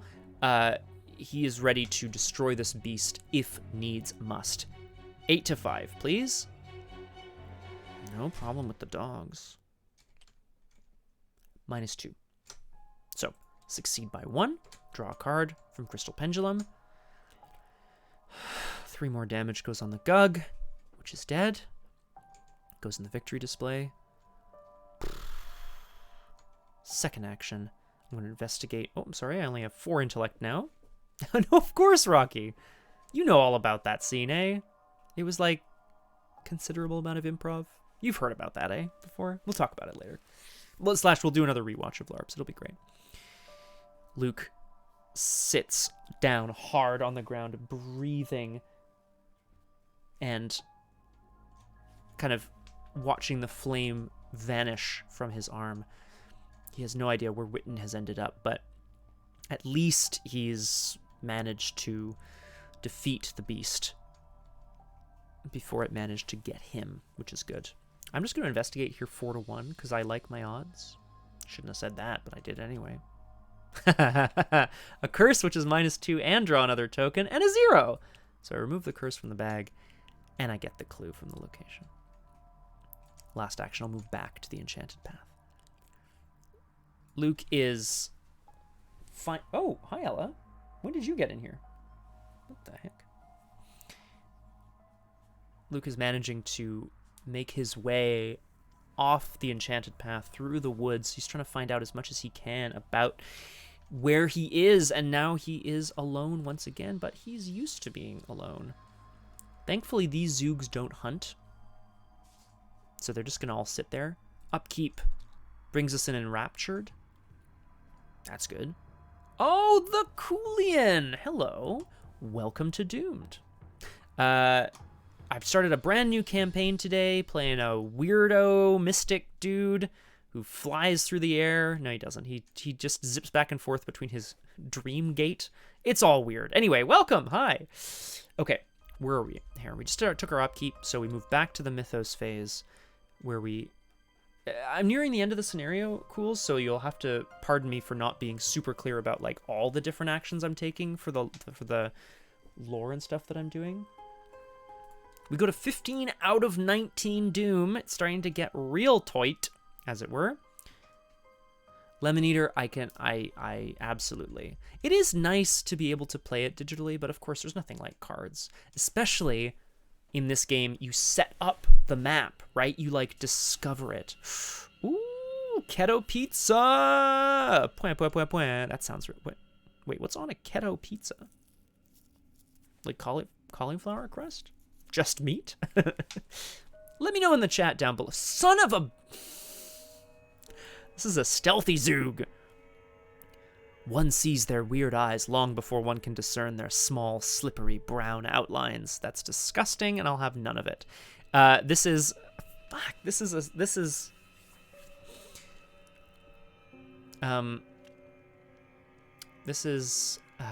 Zoog that is engaged with me, the lowest.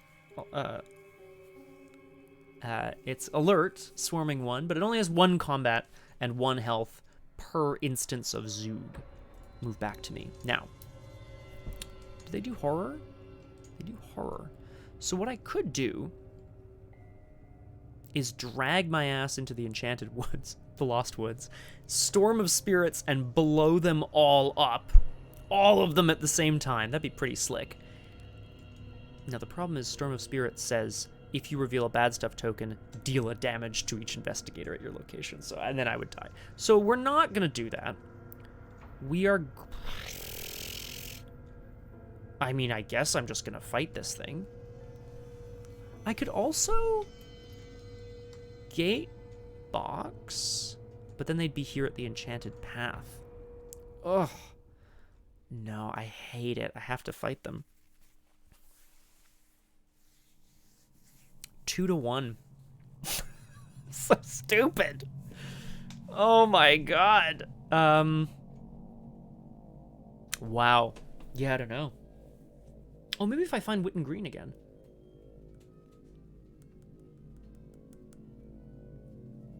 I could gatebox out, and then I could Storm of Spirits from a connecting location. That's what I could do.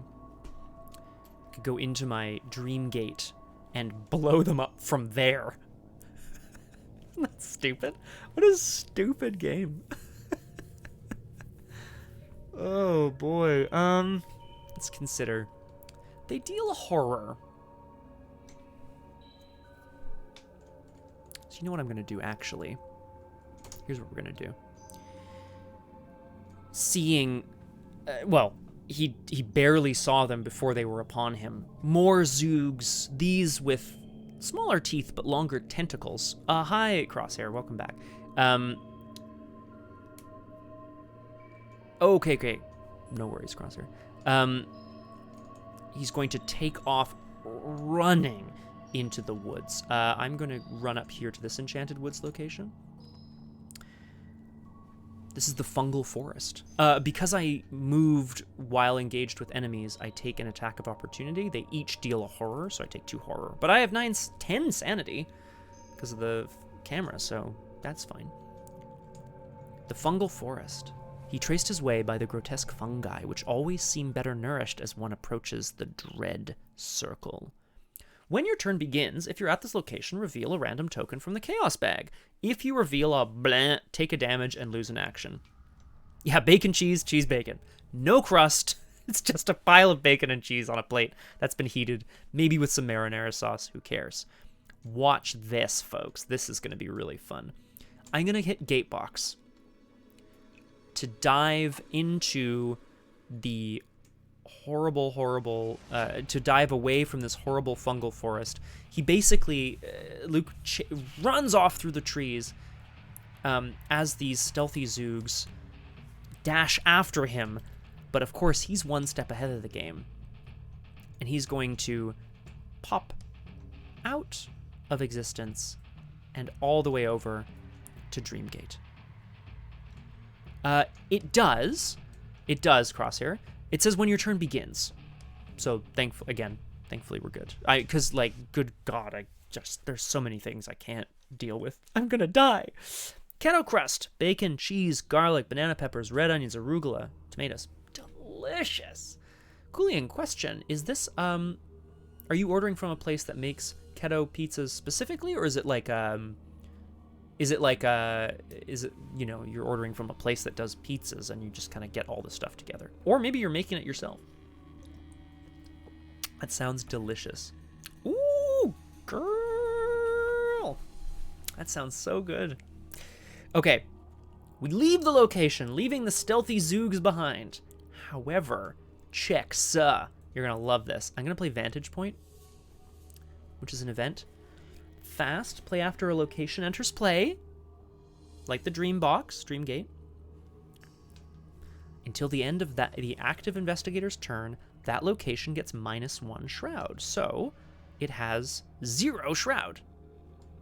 It also says you may move a clue to that location from any other location. Zip! So I'm going to grab the clue off this place. Within the safety of his Dream Gate, Luke is able to peer through the trunk of this gnarled oak tree and down upon the fungal forest.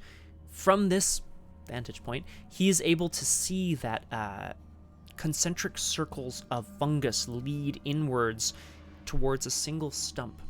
This stump perhaps once was a mighty tree, but now it's dead, deserted. There are signs of Zoog here as well, something that intrigues him greatly. And even small tools? Is that possible? Second action, I'm going to investigate at this location. I have 4 intellect, and it has 0 shroud. So yeah, let's do it. Good. Oh, I should have used Crystal Pendulum. Damn it, I forgot. It's okay. Take a clue.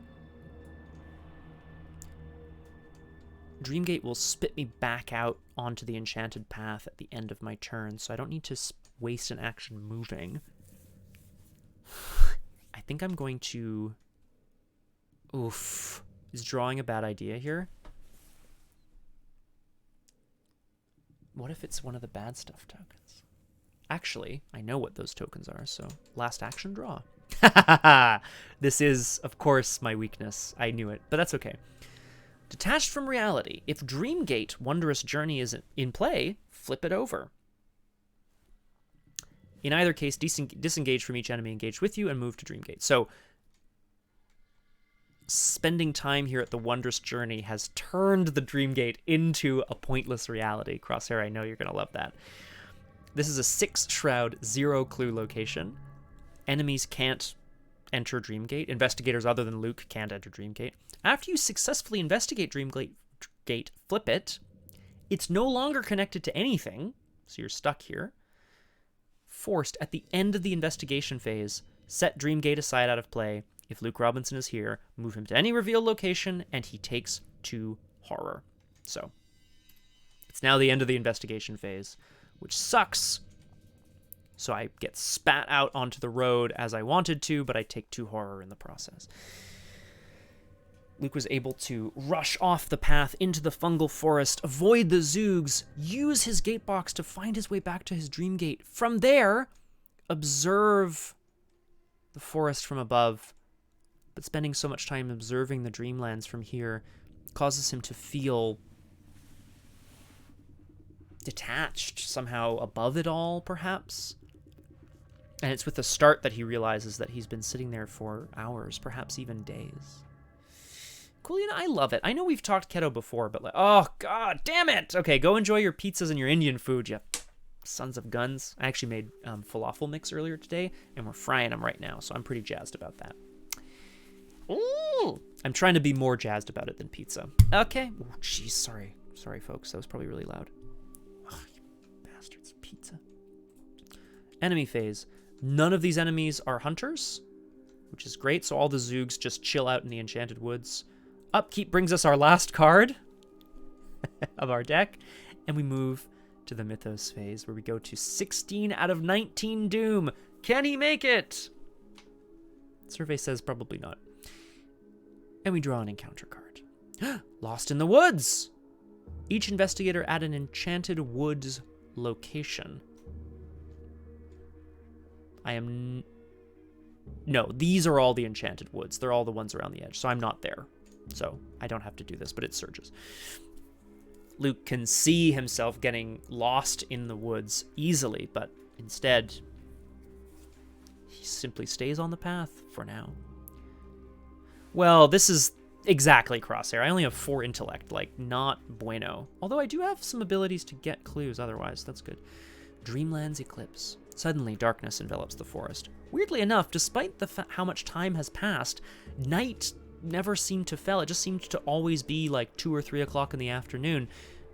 Night falls all of a sudden, and as Luke looks up, he realizes it is not night.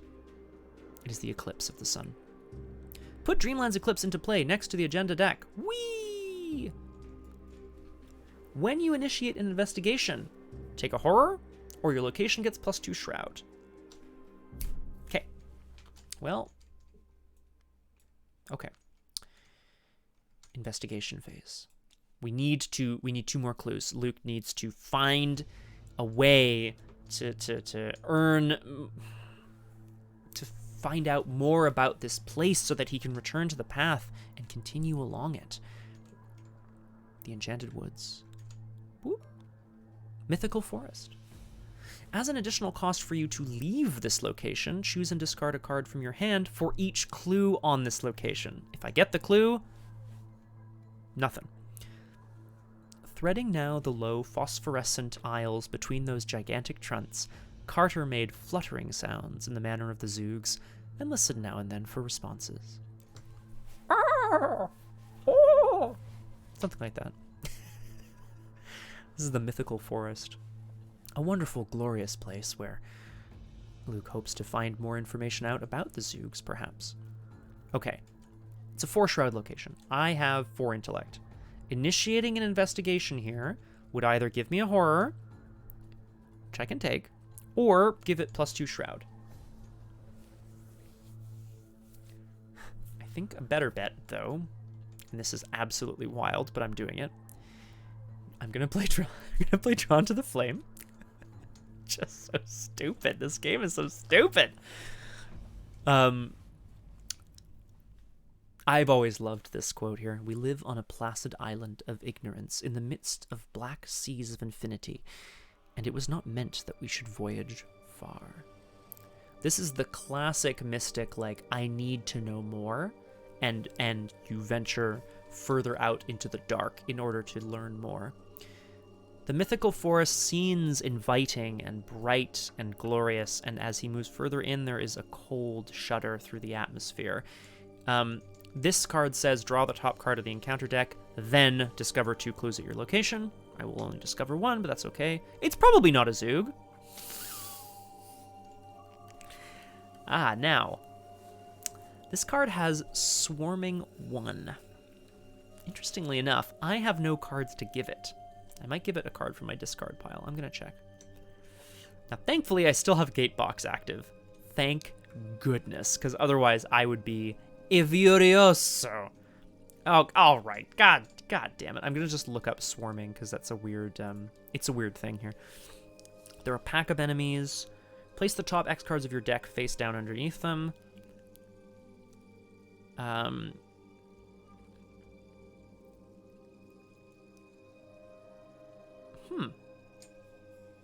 It doesn't say. So I'm obviously going to rule it like it can't not enter with Swarming 1. So I'm going to just give it the top card of my discard pile, rather than reshuffling my deck and drawing 1, which I would have to do anyway, but like, yeah, that's the ruling I'm going to make. Naturally, venturing further out into the darkness, of course it nets him more Zoogs. And what Luke actually happens upon in the Mystical Forest are indeed more Zoogs. But they seem to be living in small structures. What are these perhaps homes? He thought they were beasts. I'm going to hit Gatebox. Get the hell out of there. Oh, it doesn't cost an action. So I'm just going to yote myself into the Gatebox, which leaves the Zoogs behind. You'd think this would be a really good investigator because of Gatebox, and you'd be right. The thing is, clearly I didn't draw all my cards in the right order, and clearly sometimes you don't get the right cards. The stealthy Zoogs stay behind at the Enchanted Woods. I have 1 more action to take here. I'm going to get spat out at the Enchanted Woods again, so... do I draw and take a horror? Yeah. We're going to reshuffle our deck and draw. Last action. Deep Knowledge. Cool. And I take a horror, obviously, because of that. So 6 out of 10 sanity because of the Hawkeye folding camera. Enemy phase. There are Zoogs everywhere around the periphery of the path. They are coming at him in droves. Upkeep draws us Witten Green, mother beep, beep, beep, beep, beep, beep. Oh, sorry, at the end of the investigation phase, I get spat out of Dreamgate back to the Enchanted Path, because you can move him to any revealed location, so I will not be moving him back to a Zoog-infested location. Oh, okay. Mythos Phase. Dreamlands Eclipse goes away. As the sun comes back out, 17 out of 19 Doom. We draw an encounter card. Somnophobia. This is a treachery. Somnophobia, of course, is the fear of being asleep. And Luke is suddenly struck by a horrible thought that this lucid dreaming is something he's always been able to do, but it's always lasted, a few hours, right? Because he can enter the gate to sort of transport himself to a place in the Dreamlands, but eventually he wakes up, and it's been hours, days, and he hasn't woken. It's okay. No, totally cool, Crosshair. I'm surprised by that, so I played it so that I had to give it a card anyway. The thing is, when you kill the swarm enemies, they go back on the bottom of your deck, so it's not like you just lose those cards forever. Anyway. Test Willpower 5. Luke is, of course, having a brief moment of absolute panic as he realizes that what is happening to his body as he is here in the Dreamlands. For each point you fail by, take a horror to a maximum of 3. For the purposes of counting icons committed, books, fists, and feet count as matching. Willpower and wild count as 2 matching. I have 6 will. It's true, right? That's a good point. Right? Yeah, reveal your top 3 cards. I have no cards. Can't do it. It's a good point, actually. Search the top 6 cards. I don't have 6 cards to search. Okay, you can't search. It's interesting. Yeah, it's a good point, actually. Because Swarming says place the top X cards of your deck, or the lead investigator's deck, if possible, as Swarming cards. And I can't. So maybe that should have whiffed. It's okay. I'll think about it for next time. I have 6 will against the 5 of Somnophobia. I don't want to take horror, so I am going to commit...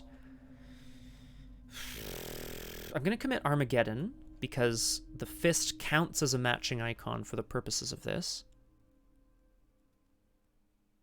I know, right, Crosshair? Ridiculous.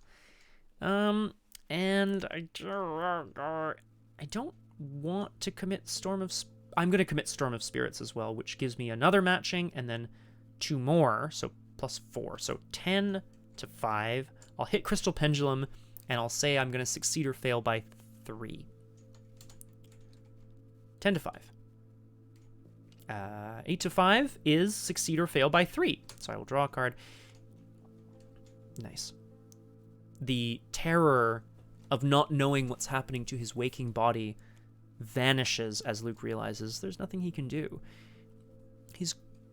The Dreamlands journey is going to take as long as it takes, and in the waking world, time will be much shorter. Perhaps only a few minutes has passed in the waking world. He simply doesn't know. We move back around to the investigation phase, and we move into one of these 2 other Enchanted Woods locations. Let's go to the right. Action 1. Move to the right. Stone Trap Door. While you are investigating this location, it gets +1 shroud for each card in your hand. At that spot, a mighty slab of stone rests on the forest floor, and those who have dared approach it say it bears an iron ring 3 feet wide. What is under the door? Oh, Kung Fu Fenris, you spooked me! Hi, Kung Fu Fenris, welcome to Doomed. We're just finishing our first scenario of the campaign. Pretty good so far. We're almost there. Almost dead, had a really rough start, but the character, not me. But Luke Robinson, the Dreamer here, he's currently kicking butt, so we're feeling okay. I am going to investigate this location. It gets +1 shroud for each card in my hand. I'm going to play Read the Signs. Read the Signs is a spell, which Luke can use to try to determine what is under the stone slab without having to actually lift it. Add your willpower to your intellect for this skill, for this investigation. There's other effects on it, but they don't actually... You may ignore effects or keywords on your location which would trigger during this investigation. So, it gets +1 shroud for each card in your hand. I'm ignoring it because of Read the Signs. That's pretty slick. So I'm investigating at 10 to 2. And I will commit Enraptured as well to get a Gatebox charge. I mean, who cares? No, why bother? 11 to 2. All right, sorry, 10 to 2. It's a success. We get the clue. You will pay for this. Well, this is the thing, Crosshair. This is supposed to be the easy scenario, right? The first one? We get the clue. Luke gets a flash of insight. All of the signs point towards something horrible under the stone trapdoor, under this iron ring. But by reading the signs here of the universe, Luke is able to determine that it is empty underneath. There was something there. Something used to rest there. An artifact, a piece of power, but it is long gone, moved ages ago. But to where? Last action, I'm going to move back to the path. And with that, I'm going to spend my 5 clues. Because it doesn't say when, right? So I'm just going to spend them right now, baby. Sweet Jesus. Act 4B, New Visitors. As you near the edge of the wood, more of the rodent-like creatures emerge, swarming out of burrows and honeycombed trees. Soon the whole forest is alive with them. Let's have a look, shall we? 1, 2, 3, 4, 5, 6, 7, 8 Zoogs. Swarming indeed. They surround you and chitter in a language that you somehow understand. Intruders. They are with the cats. New dreamers. No, they followed the black cat. But the black cat is not here. We are many. They are few. Several of them emit low growls as they begin to close in. Just then you hear a human voice call out. What is the meaning of all this? The owner of the voice is a blonde young man with an unfazed expression. He's flanked by a pack of angry cats, each of whom falls into step beside him, save for one scarred old cat who takes the lead.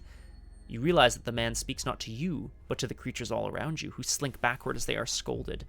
Then, to your ever-growing surprise, the scarred cat speaks. Your tribute is late. The investigators must decide. Step back and watch the surreal scene play out, or interrupt the scarred cat and handle this yourself. Luke has had a long-ass day in the Dreamlands, but he is not done. He knows himself to be the star is the wrong word. He knows himself to be sort of the hero of this dream. And with that in mind, he is going to, Resolution 2, interrupt. Resolution 2. You hold up a hand to the new visitors, believing that you can defuse this situation on your own. Had you known these rodent-like creatures were intelligent all along, you might have tried to communicate with them much earlier. You inform them, the Zoogs, I guess, that you are just travelers in this faraway land and that you simply wish to pass through peacefully. I wish I could have done this earlier. The creatures chitter and among themselves for a moment. They are kind. They are not with the black cat after all. Summon the Council of Sages. After a short while, several more of them appear, each with withering gray fur and a frail, thin body. Surely he is a super expert diplomat. Oh, hi, Max. Maximilian, I want you to come here because we're doing a black cat thing. You see? There you go. See, this is one of the evil black cats. Mwah. Bye, Maximilian. The eldest one peeks behind you and states that they will aid you if you get the cats to leave. Somehow you contain your disbelief and politely ask the cats to come back another time. All right, the scarred cat replies, but you ain't seen the last of us. Yeah, that's correct, Kung Fu Fenris. Max is from Thor. The cats retreat. Oh, Thor, right. The cats retreat to the edge of the woods, though their human companion stays behind with you. Once the cats are out of earshot, one of the elders offers you a gourd of what appears to be fermented tree sap, which you accept graciously. I am kidding, Kung Fu Fenris. I saw where he was born. Oh, Thar. Yes.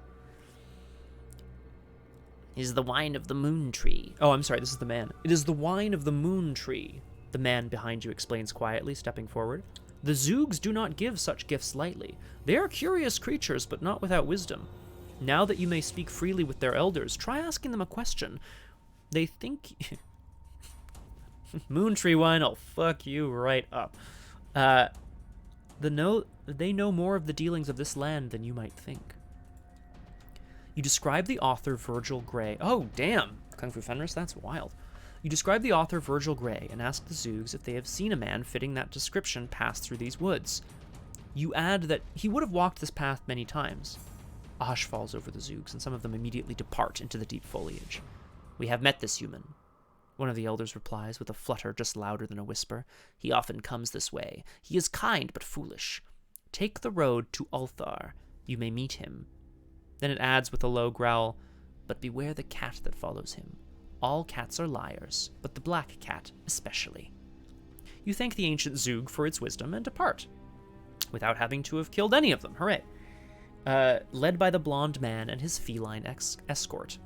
The cats eye you suspiciously after your discussion with the Zoog. The man breaks the tension. If you are heading to Ulthar to find this friend of yours, allow me to guide you there. It is a safe place, relatively speaking. There you may recover from your travels. Zoogs. Talking cats. This can't all be a figment of your imagination. Somehow you can see a layer of truth beneath all of this absurdity. That's correct, Crosshair. Isn't that wild? It's the liar, the prophet, or both. That's absolutely right. For better or for worse, the Zoog Council has confirmed the reality of your situation. The Dreamlands are real, and Virgil Gray is here. Record that the investigators parlayed with the Zoogs. All right, no problem.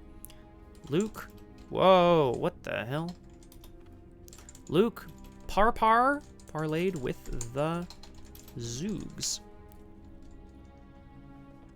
Any one investigator may choose to add Randolph Carter Expert Dreamer to their deck. Let's have a look at it. This is the resolution, folks, so we're doing great here. Randolph Carter Expert Dreamer is an absolute badass, apparently. He's a 3-cost asset. He's an ally. 3 health and 2 sanity. You get +1 combat and +1 agility. Reaction. Excuse me. After a tablet symbol is revealed, exhaust Randolph Carter to draw 2 cards. Now that's a card. +1 combat, +1 agility. Now, I'm not a fighter, but my goodness, are we taking this card? Yup. Randolph Carter, you're coming with us! Each investigator earns, experience equal to Victory X. If you're playing the Dream Quest and the Web of Dreams as an interconnected 8-part campaign, go play Scenario 1B. So, that will be next time. Let's talk experience. There's a Lumbering Gug in the victory display. Kamanthaw and Nasht don't have victory on them, but the Laboring Gug has 1. 2 from the Great Stone Circle, 2 total. 2 more from the Fungal Forest, that's 4. 6 from the Trapdoor. 8 from the Lost Woods. 10 from the Mystical Forest. That's it. That's it, he says. So that's 10 experience. Sorry. I think I said something wrong, Crosshair. The Great Stone Circle is only worth 1 because the Lumbering Gug was worth 1. So basically each location was worth like 2 total, if that makes sense, right? So I got 10, which is incredible. But this is only a 4-part campaign, right? So, okay. That, I'm just going to save here because, of course, next time I will be figuring out what I need to do. Okay. And that does it. Luke Robinson may suggest the Key of Is. Good card. Strong card. I do have some thoughts, specifically upgraded Witten Green. It's going to be really good for me. Thank you all for joining me. We got off to a rough start, but Luke Robinson's Dream Quest, he was able to get past the Cavern of Flames and then use those flames to his advantage. He managed to avoid the Zoogs through the use of his Dream Gate Box thing, and he was able to get in and out of trouble, parlayed with the Zoogs, and is now off to Ulthar. So thank you very much for joining me. As per Crosshair here, tomorrow, 5 p.m., 1700 Eastern, we're playing another one-shot on RPG Clinic, but not just any one-shot. We're playing Guys in Chairs. Super Dylan's new, not the newest anymore, apparently, but a new one-shot, which I'm really jazzed about. Thank you, folks in the chat. Thank you. I have a lot of fun playing these. We're playing Guys in Chairs, and as per the event description, there on Discord, there will be a copy of Guys in Chairs that we're going to give away to one lucky winner, and maybe even a special guest. Gasp! What does it mean? Gasp! We'll find out. But that's all, folks. So I wanna thank you all very much for joining me today on our Dreamlands campaign. We're gonna check out the Waking side next week with Tony Morgan defending Luke Robinson's mortal body in the Waking world. Thanks very much. Have a wonderful evening. See you next time on Doomed.